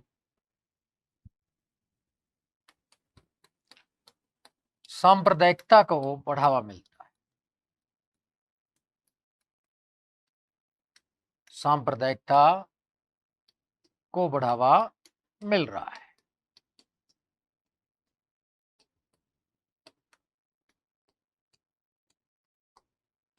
तो हमारे यहाँ एक समस्या ये बनी है कि सांप्रदायिकता बढ़ रही है इस कारण से। तो अब ये सांप्रदायिकता क्या है, हम इस पर भी चर्चा करेंगे साथियों। साथियों अब हम चर्चा करते हैं सांप्रदायिकता पर।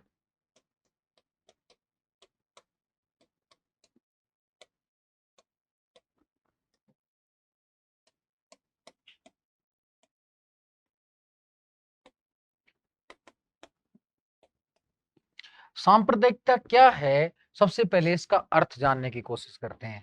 कहते हैं जब कोई समूह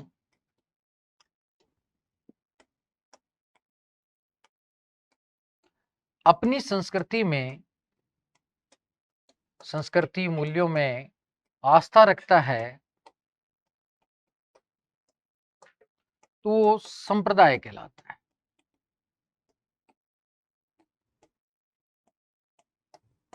और अपने को दूसरे समुदाय से भिन्न मानता है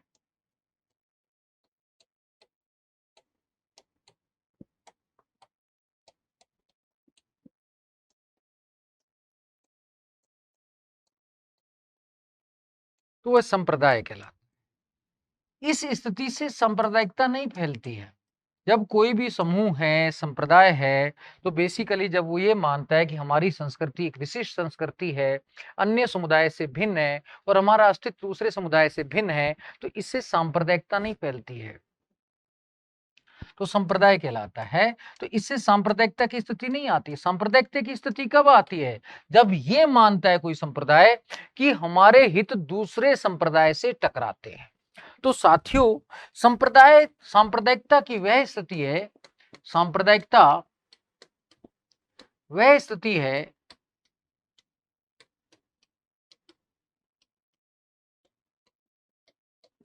जिसमें एक संप्रदाय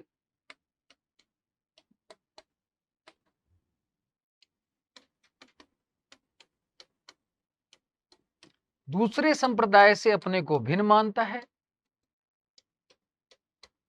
दूसरे संप्रदाय को अपने से भिन्न और विरोधी मानता है।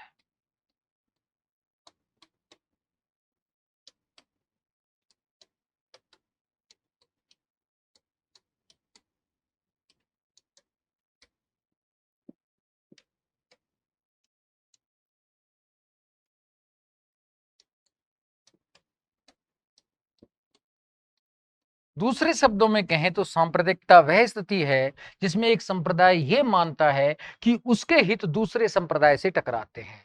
दूसरे शब्दों में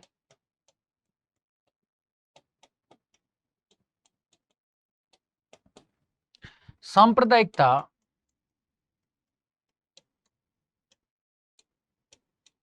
वह स्थिति है जिसमें एक संप्रदाय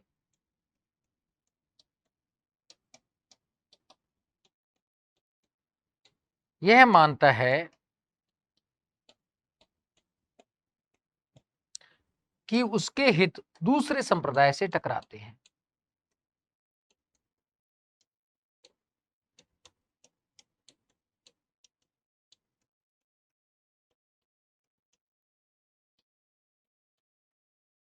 इस सांप्रदायिकता के कारण भारतीय समाज और राजनीति पर अनेक नकारात्मक प्रभाव पड़ रहे हैं। तो इसके क्या क्या प्रभाव हैं? नकारात्मक प्रभाव, सकारात्मक तो कोई प्रभाव देखने को मिलता नहीं है, नकारात्मक प्रभाव भी दिखाई देते हैं। सबसे बड़ी बात, इससे राष्ट्र निर्माण, राज्य निर्माण की समस्या बढ़ जाती है। राष्ट्र निर्माण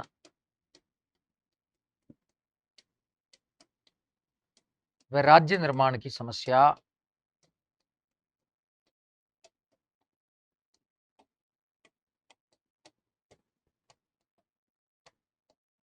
बढ़ जाती है,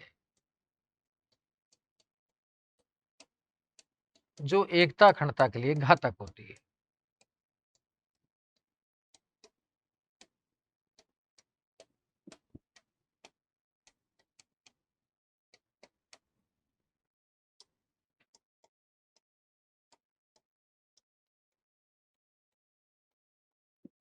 भय,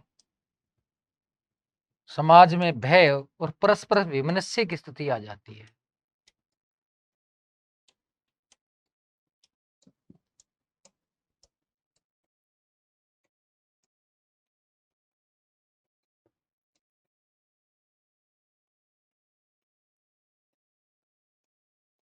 आपसी विश्वास और सामाजिक पूंजी का प्रभाव कम हो जाता है।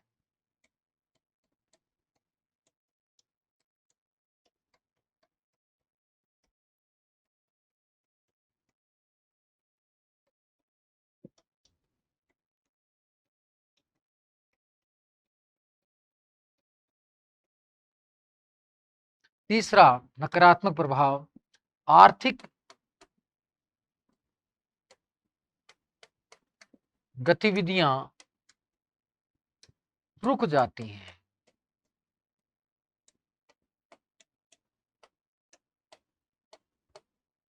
इसके कारण रोजगार, व्यापार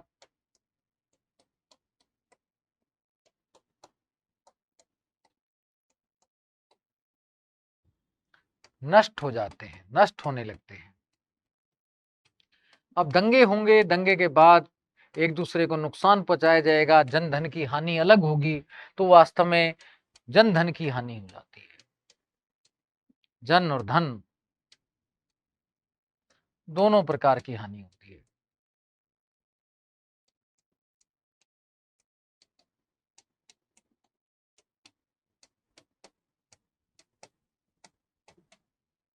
लोकतंत्र के गुणात्मक स्तर में गिरावट आती है।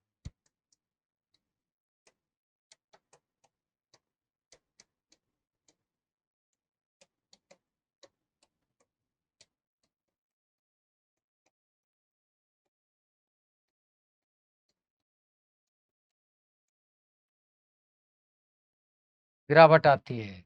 डिमिनिश डेमोक्रेसी की स्थिति उत्पन्न हो जाती है। डिमिनिश डेमोक्रेसी यानी कि निम्न रूप जो लोकतंत्र का है,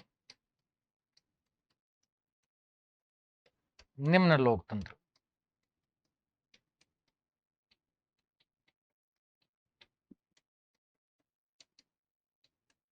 तो साथियों, इस प्रकार से देखा जाए अनेक नकारात्मक प्रभाव इस सांप्रदायिकता के कारण कहीं ना कहीं देखने को मिलते हैं। तो वास्तव में पन-निरपेक्षता जो हमारा है वो भी नष्ट हो जाता है। समाज का जो नैतिक पक्ष है वो भी खत्म हो जाता है। समाज में पन-निरपेक्षता, नैतिकता,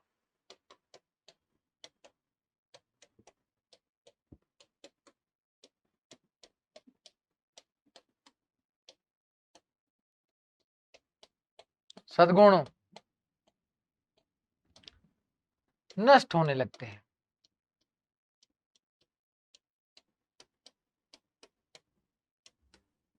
इस प्रकार से देखा जाए सांप्रदायिकता की स्थिति में समाज को चारों तरफ से हानियां ही हानियां होती हैं, कोई लाभ की स्थिति नहीं होती।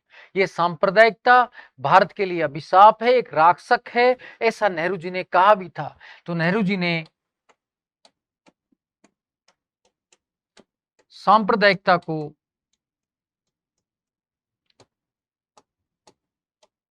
बड़ा राक्षस कहा।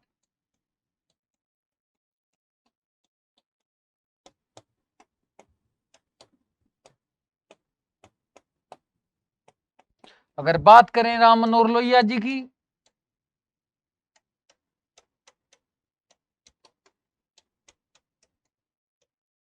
इन्होंने भी सांप्रदायिकता को एक गंभीर समस्या माना था।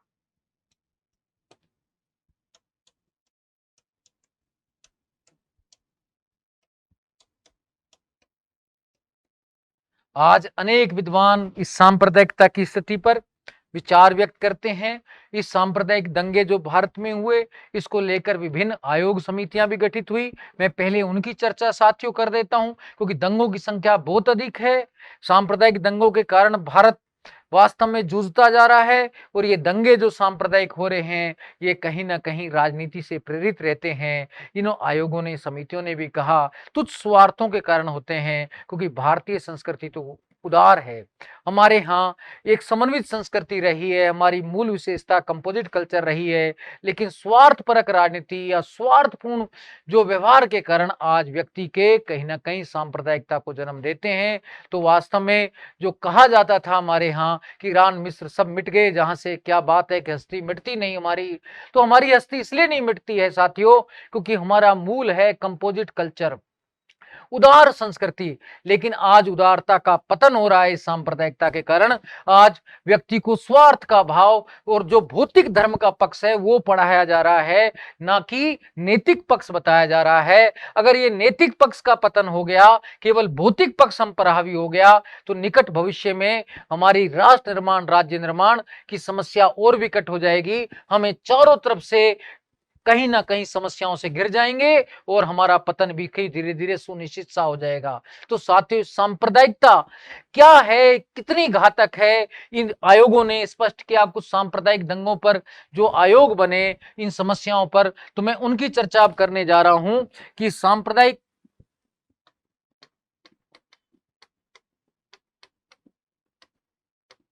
दंगों पर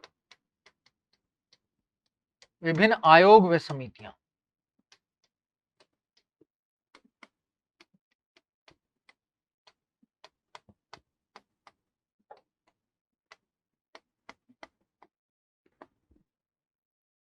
अब ये आपको ध्यान रखना है कौन कौन सी, जैसे जमशेदपुर दंगे,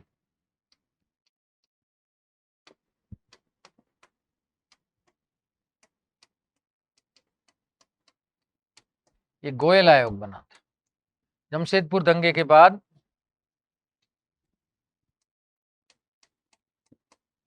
गोयल आयोग।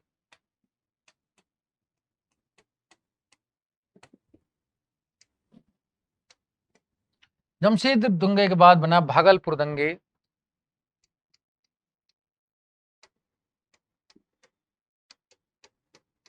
फिर सिख दिल्ली दंगे,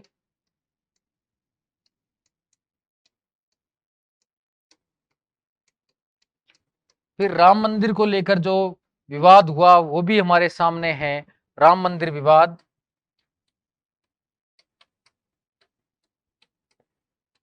राम मंदिर बाबरी मस्जिद जो विवाद हुआ, तो इसको लेकर भी हमें बहुत सारे आयोग वगैरह बने, तो वो भी, तो मैं नंबरिंग भी डालता चलता हूं ताकि आपको कंफ्यूजन ना हो। ये 70 के हैं, ये 84 के हैं, ये 92 में स्थिति आई थी। इसको लेकर जो आयोग समितियां बनी वो भी आपको ध्यान रखना है। इसमें बने दत्ता आयोग, इसमें बने नानावती आयोग,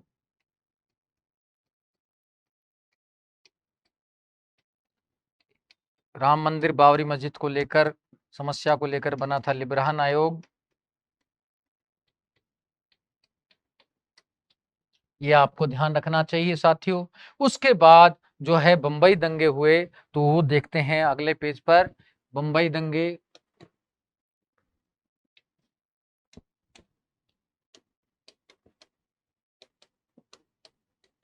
तिरानवे के हैं जो, फिर गुजरात दंगे, गुजरात दंगे जो बेसिकली हैं, तो वो भी ध्यान में रखना है। गुजरात दंगे 2002, ट्रेन की बोगी आरएसएस की जलाना, ये घटनाएं होना, तो ये कहीं ना कहीं बहुत घातक वाली, गोधरा कांड भी कह देते हैं गुजरात दंगे या गोधरा कांड, गोधरा के अंदर जो ट्रेन जली थी उसको लेकर। इसको लेकर साथियों दो बेसिकली बने हैं, ये 2002 की स्थिति है, तो ये भी ध्यान रखना है आपको।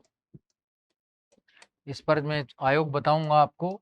फिर मुजफ्फरनगर दंगे हुए थे जो 2013 में, वो भी एक समस्या है, मुजफ्फरनगर दंगे।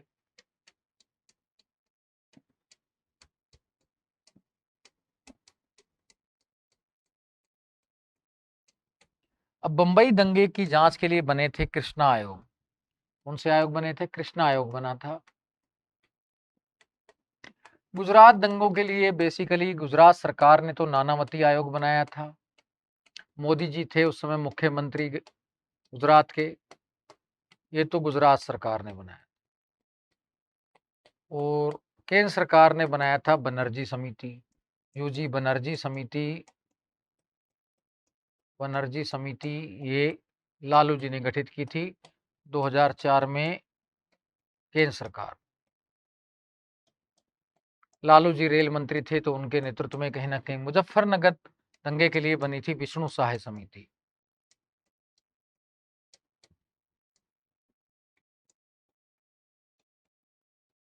तो ये आपको ध्यान रखना है, ये इसका है, इसमें कंफ्यूजन नहीं होना है। अब ये जितने भी आयोग समितियां बनी, इन्होंने स्पष्ट रूप से कहा कि जो सांप्रदायिक दंगे हैं ये राजनीतिक स्वार्थ की देन है, कहीं ना कहीं वोट बैंक की राजनीति, अपने वोट बैंक को बढ़ाने के लिए ये प्रयास हुए। तो ये वास्तव में कहीं ना कहीं जो धर्म का राजनीतिकरण किया जा रहा है, उससे समस्या है कि राजनीति का धार्मिककरण करने का प्रयास किया जा रहा है। इन आयोग व समितियों का कहना है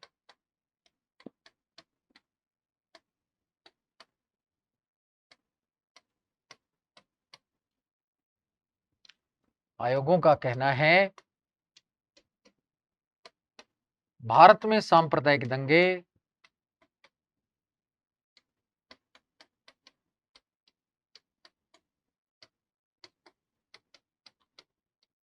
स्वार्थपरक राजनीति की देन है।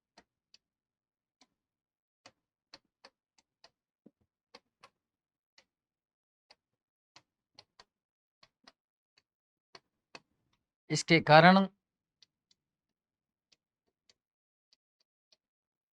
राजनीति का धार्मिकरण करने का प्रयास किया जा रहा है।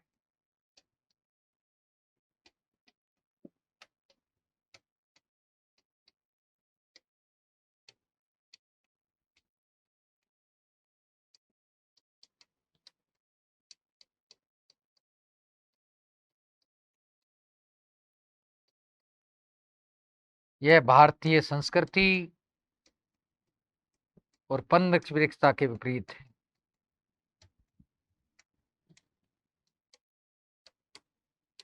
और पंथनिरपेक्षता के विपरीत है। तो साफ कहना है स्वार्थपरक राजनीति की देन है। मूल रूप से हमारी संस्कृति में ये बातें नहीं होती। हमारे यहाँ हिंदू, मुसलमान, सिख, ईसाई साथ साथ रहे। मैंने कहा ना कि बेसिकली ईरान, मिस्र सब मिट गए, जहां से क्या बात है कि हस्ती मिटती नहीं। हमारी हस्ती क्यों नहीं मिटी? क्योंकि हमने हर संस्कृति को अपनाया है साथियों। हिंदू का मतलब भी उदार रहता है और हिंदुस्तान भी उदार संस्कृति में पनपा है। और हमारे यहाँ तो गंगा नदी है, चारों तरफ विभिन्न धर्मों के समुदाय के लोग आसानी के साथ रहते हैं। हमारी संस्कृति में जो है क्षेत्रीय आधार पर विविधता पाई जाती है, धर्म के आधार पर विविधता भी नहीं पाई जाती। अगर देखा जाए पश्चिम बंगाल का मुसलमान कि राजस्थान और एमपी के मुसलमान से नहीं मिलता है। वो पश्चिम बंगाल के हिंदू से ही मैच करेगा, उसकी संस्कृति उसी से मैच करती है। तो साथियों हमारे यहाँ धर्म के हिसाब से नहीं, क्षेत्र के हिसाब से संस्कृति का विभाजन है। तो वास्तव में सांप्रदायिकता फिर क्यों? ये स्वार्थपरक राजनीति की देन है और इसमें कहीं ना कहीं वोट बैंक की राजनीति का उद्देश्य छिपा है। राजनीति का ध्रुवीकरण करने का उद्देश्य रहता है और इसके कारण समस्याएं हमारे समाज को और हमको भुगतनी पड़ती हैं। अब विभिन्न विद्वानों ने क्या सांप्रदायिकता पर कहा है, हम उस पर भी चर्चा करते हैं। सांप्रदायिकता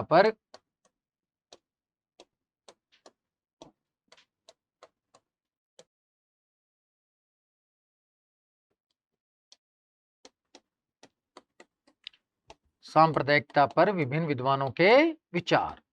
तो देखिए साथियों क्या क्या विचार कौन कौन कहता है। सबसे पहले विपिन चंद्रा और इम्तियाज अहमद क्या कहते हैं। इतिहासकार हैं विपिन चंद्रा और इम्तियाज अहमद, ये क्या कहते हैं सुन लीजिए। पहला देखते हैं विपिन चंद्रा।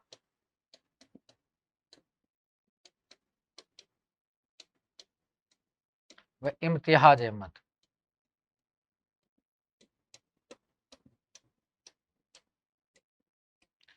ये कहते हैं कि बेसिकली कि आज जो सांप्रदायिकता है एक विचारधारा बन गई है।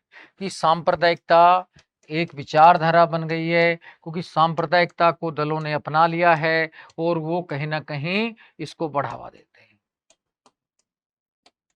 कुछ दल इसको विचारधारा का आधार मानते हैं। वो कहते हैं दंगे नहीं हुए तो हमारा अस्तित्व ही नष्ट हो जाएगा। ऐसा बेसिकली विपिन चंद्रा और इम्तियाज अहमद विचार व्यक्त करते हैं। दूसरा देखते हैं साथियों नंबर 2 जो विचार है मार्क्सवादी जो है अलू दस्तूर।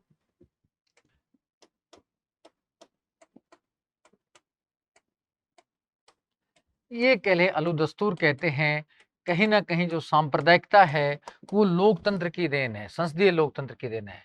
सांप्रदायिकता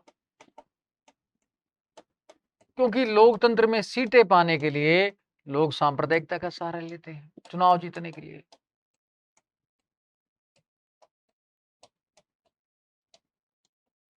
क्योंकि चुनाव के फलस्वरूप होता है, ऐसा दस्तूर कहते हैं कि कहीं ना कहीं चुनाव जीतना है, चुनाव जीतने के लिए वो क्या करते हैं सांप्रदायिकता को बढ़ावा देते हैं।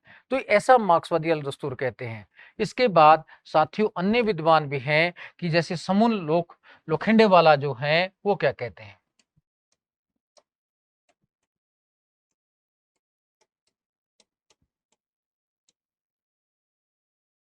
लोखंडे वाला ये भी बहुत अद्भुत विचार व्यक्त करते हैं। कहते हैं हर धर्म अपने को बेहतर मानता है इसलिए सांप्रदायिकता पनपती है। क्या कहते हैं? हर धर्म अपने को श्रेष्ठ मानता है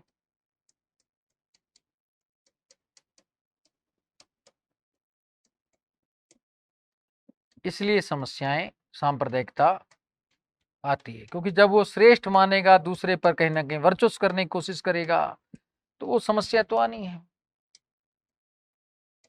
ये इनके विचार थे समूल लोखंडेवाला के। फिर प्रभा दीक्षित क्या कहती हैं? प्रभा दीक्षित कहते हैं यह रूलिंग क्लास का त्रिकोणीय संघर्ष है। आगे देखते हैं साथियों, प्रभा दीक्षित का नंबर 4,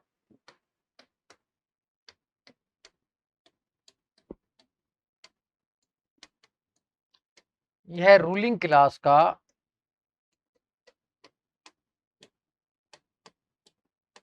त्रिकोणीय संघर्ष है।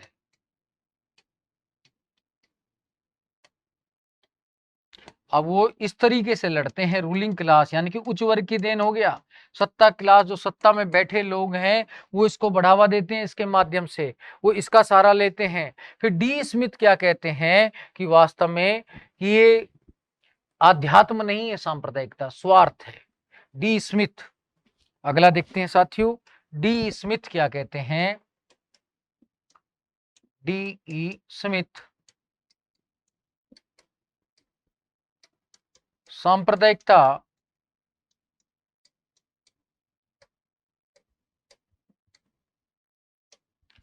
अध्यात्म नहीं स्वार्थ है।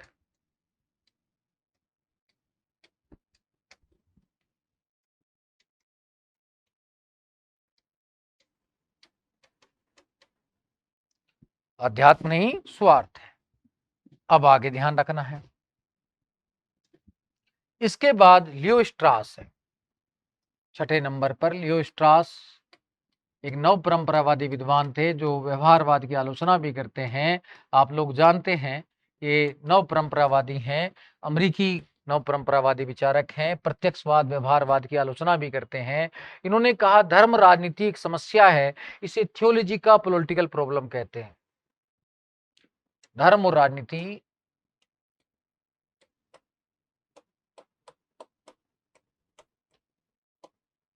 एक समस्या है,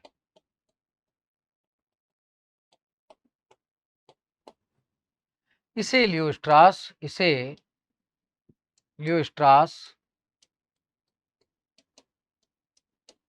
थियोलॉजी का पॉलिटिकल प्रॉब्लम कहते हैं। थियोलॉजी का पॉलिटिकल प्रॉब्लम, मैं ये लिख देता हूं पेन चेंज करके, थियोलॉजी का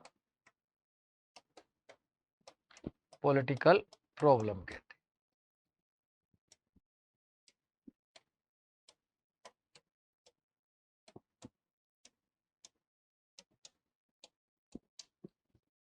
आगे देखते हैं साथियों, सीपी भामरी बहुत बड़े मार्क्सवादी भी हैं। सीपी भामरी जेएनयू के प्रोफेसर भी रहे हैं।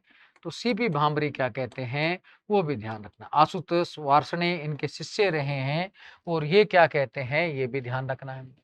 तो ये बेसिकली कहते हैं सीपी भामरी कि बेसिकली ये उच्च वर्ग की देन है। उच्च वर्ग सांप्रदायिकता में विश्वास करता है और जनमानस तक इसको फैलाने का कार्य करता है। सांप्रदायिकता उच्च वर्ग का विचार है,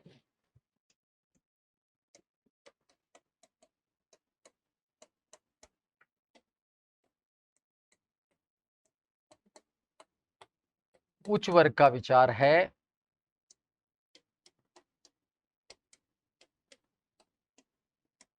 जिसे जनमानस तक फैलाया जा रहा है।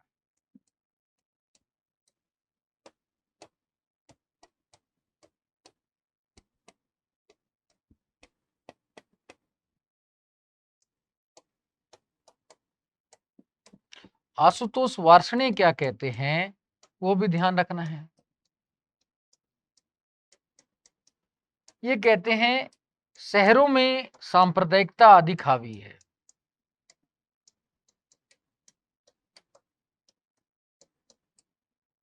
दंगे अधिक होते हैं।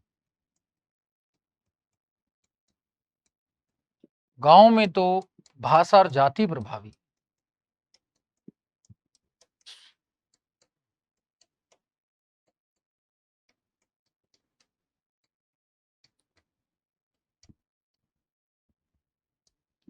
वास्तव में हमारे यहाँ सांप्रदायिकता को लेकर इतने मतभेद नहीं होते। शहरों में कहीं ना कहीं स्वार्थपूर्ण हितों के लिए इसको बढ़ाया जाता है और यहाँ लोग अपना कहीं ना कहीं फिर अपने बिजनेस व्यापार के कारण धर्म को आड़े हाथों लेते हैं, धर्म का प्रयोग करते हैं और फिर इसको विस्तारित करने की फिर कोशिश की जाती है। लेकिन साथियों, फिर धीरे-धीरे इसका प्रभाव भी एक क्षेत्र से दूसरे क्षेत्र जाते-जाते लुप्त होने लगता है, क्योंकि ये अपना रूप धारण करने लग जाती है। फिर सांप्रदायिकता का विवाद कहीं न कहीं भाषा जाति में बदल जाता है। तो आशुतोष वार्ष्णेय कहते हैं शहरों में ही मेनली ये समस्या रही है, दंगे भी ज्यादा शहरों में हुए हैं, गाँव में नहीं हुए हैं। तो आगे देखते हैं साथियों, पाल और ब्रश क्या कहते हैं। पाल और ब्रश क्या कहते हैं, तो ये इनका भी अद्भुत विचार है कि बेसिकली ये कहते हैं, पाल और ब्रश जो हैं, पाल और ब्रश कहते हैं कि भारत में सांप्रदायिक दंगे एक समुदाय दूसरे समुदाय पर वर्चस्व स्थापित करने के लिए था। भारत में सांप्रदायिकता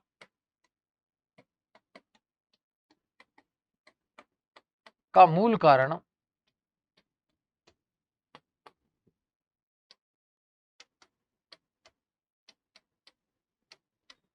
एक समुदाय द्वारा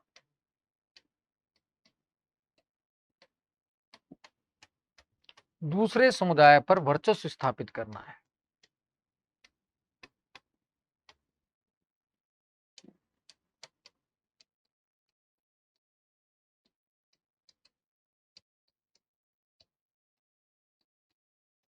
इस प्रकार ब्रश इस प्रकार के विचार व्यक्त करते हैं, तो ये आपको ध्यान में रखना है साथियों।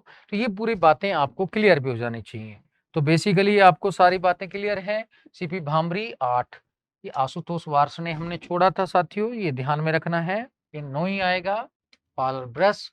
अब इसके बाद अगला देखते हैं साथियों कि अरसी खान क्या कहते हैं। कहते हैं वास्तव में इस सांप्रदायिकता के कारण राजनीतिक वर्ग बहुसंख्यक और अल्पसंख्यक दोनों का शोषण करते हैं। वास्तव में सही है, अरसी खान बिल्कुल सही विचार करते हैं।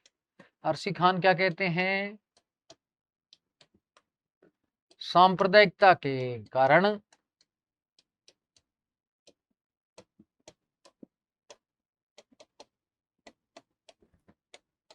कारण जो राजनीतिक वर्ग है, सत्ताधारी वर्ग है, सत्ताधारी वर्ग बहुसंख्यक और अल्पसंख्यक दोनों का शोषण करते हैं, दोनों की हानि होती है।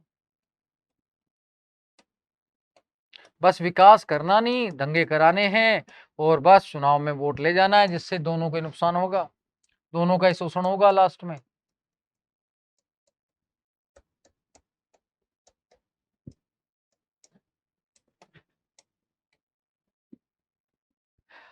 अमर कुमार सिंह कहते हैं कि सांप्रदायिकता को शिक्षा द्वारा, सद्गुण द्वारा हल किया जा सकता है। कहते हैं ये एक मनोवैज्ञानिक समस्या है,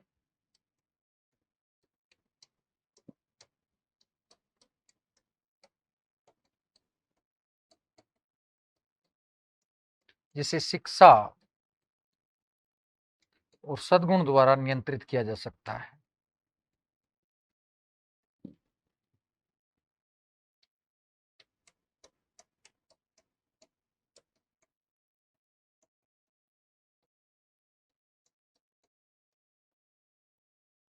आप साथियों कुछ पुस्तकें भी लिखते हैं जो सांप्रदायिकता से संबंधित हैं, तो उन पर भी चर्चा करते हैं।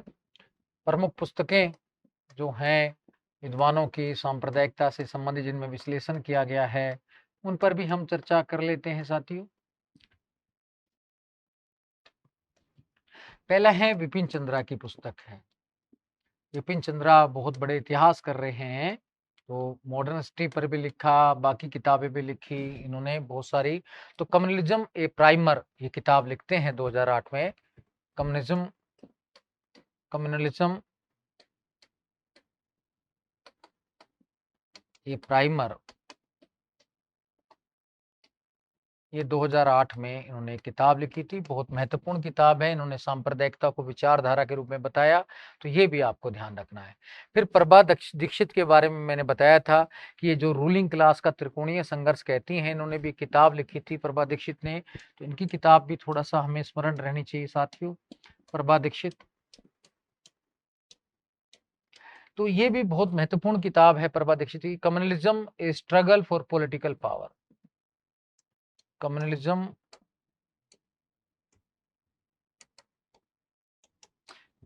Struggle for political power. तो वास्तव में पॉलिटिकल पावर के लिए ही सांप्रदायिकता को बढ़ावा दिया जाता है, ऐसा प्रभा दीक्षित जी ने कहा। त्रिकोणीय संघर्ष भी बताया। तो 1974 में इन्होंने एक किताब लिखी थी, ये भी ध्यान रखना है। फिर डी स्मिथ जो कहते हैं कि बेसिकली सांप्रदायिकता अध्यात्म नहीं है, स्वार्थ है।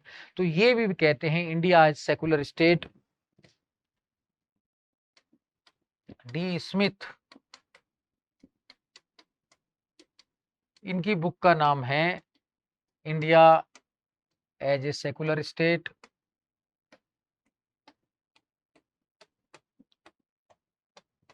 तो इन्होंने भी सही कहा कि वास्तव में स्वार्थ ही है, इसमें कहीं भी कोई भी नैतिकता नाम की चीज ही नहीं है।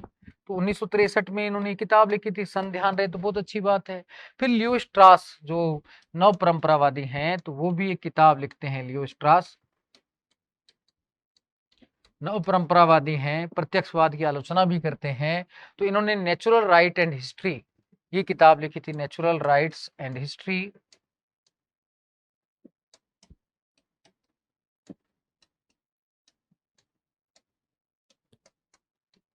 ये थियोलॉजिकल कहते हैं कि वास्तव में थियोलॉजिकल पॉलिटिकल प्रॉब्लम है धर्म सांप्रदायिकता की, क्या बताते हैं पॉलिटिकल प्रॉब्लम। तो ये भी कहते हैं थियोलॉजी का पॉलिटिकल प्रॉब्लम है सांप्रदायिकता। उसके बाद आशुतोष वार्ष्णेय जो मैंने कहा सीपी भामरी से काफी प्रभावित हैं, उनका नेतृत्व भी स्वीकार करते हैं। तो आशुतोष वार्ष्णेय की किताब भी इम्पोर्टेंट है, जिन्होंने कहा था कि शहरी क्षेत्र में इसका प्रभाव अधिक देखने को मिलता है सांप्रदायिकता का, और ग्रामीण क्षेत्रों में तो भाषा जाति ज्यादा प्रभावित है। Ethnic conflict and civil life इन्होंने किताब लिखी थी, ethnic conflict and civil life.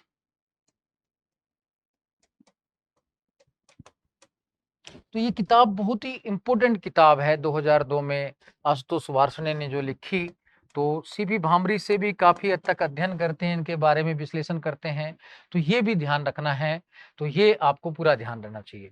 फिर पॉल एल ब्रस जो किताब लिखते हैं, पॉल एल ब्रस और ब्रस की किताब कौन सी है वो भी ध्यान रखना है।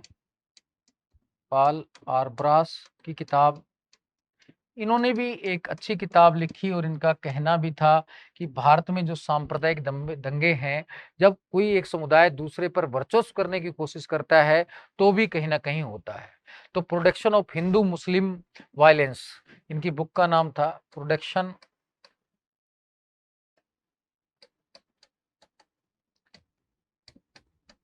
Of Hindu Muslim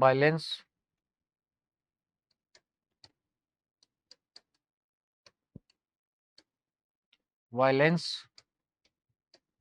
in contemporary India.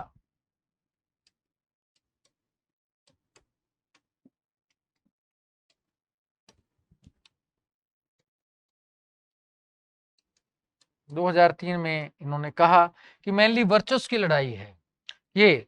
फिर सीपी भामरी भी किताब लिखते हैं, state and communalism in India. CP bhramari की किताब भी काफी महत्वपूर्ण है, जेएनयू के प्रोफेसर रहे हैं, और इन्होंने काफी कुछ विचार व्यक्त किए। इन्होंने कहा कि सांप्रदायिकता उच्च वर्ग का विचार है, निम्न का नहीं है। इसे जनमानस तक फैलाया जाता है कि उच्च की सोच है, निम्न व्यक्ति या वास्तव में मध्यम व्यक्ति इन चीजों में आस्था नहीं रखता। तो state and communalism in India,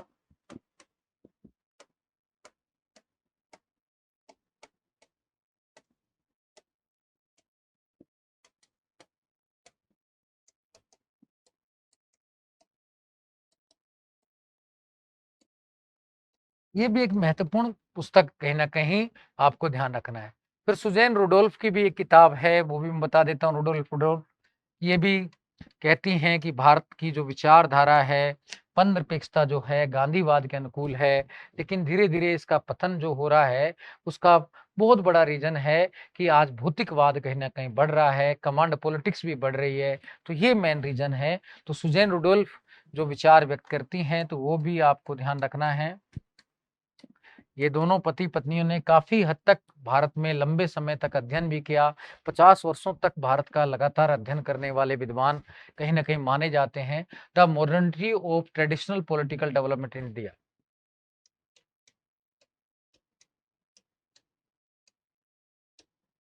the modernity and traditional modernity of traditional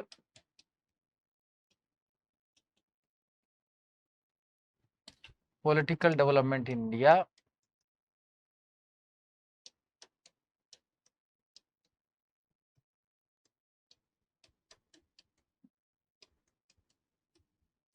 ये इन्होंने एक किताब लिखी थी 1967 में, तो ये भी आप ध्यान रख सकते हैं तो अच्छा रहेगा। कुल मिला के साथियों, जो सांप्रदायिकता है भारत के लिए एक अभिशाप है, तो हमें इसको नियंत्रित करना चाहिए। नैतिकता और सद्गुण को पर विश्वास करना चाहिए, और हमें नैतिकता के अनुकूल जितना कार्य करेंगे और आगे बढ़ेंगे, सद्गुणों को अपनाएंगे, सांप्रदायिक सद्भाव जो आएंगे और जनता से जनता का संपर्क बढ़ाएंगे, तो कहीं ना कहीं समस्याओं का निदान भी होगा।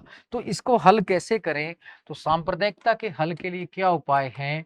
सांप्रदायिकता के हल के लिए सबसे बड़ा उपाय तो है कि राजनीति में धर्म के प्रयोग पर प्रतिबंध।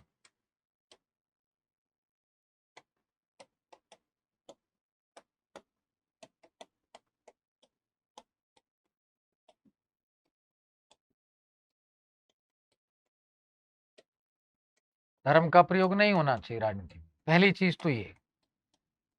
जब तक ये नहीं होगा, ये राजनीति में प्रयोग पर दंडित नहीं किया जाएगा, इसके लिए कठोर आचार संहिता प्रयोग नहीं, इसके लिए कठोर आचार संहिता।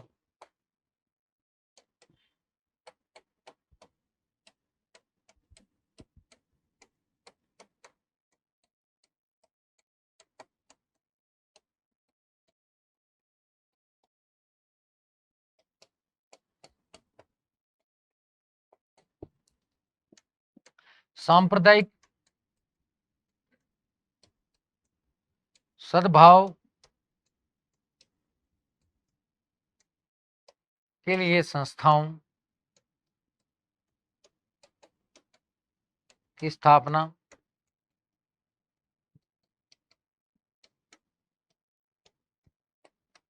जैसे सर्वधर्म सम्मेलन, बैठक,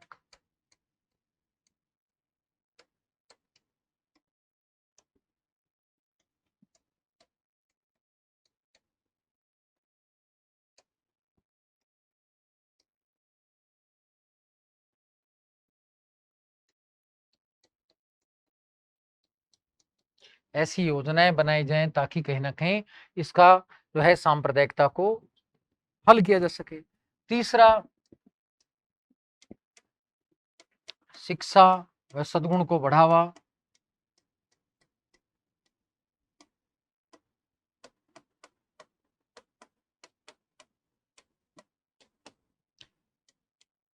विदेशी ताकतों पर कठोर नियंत्रण, क्योंकि विदेशी ताकतें भी हमारे यहाँ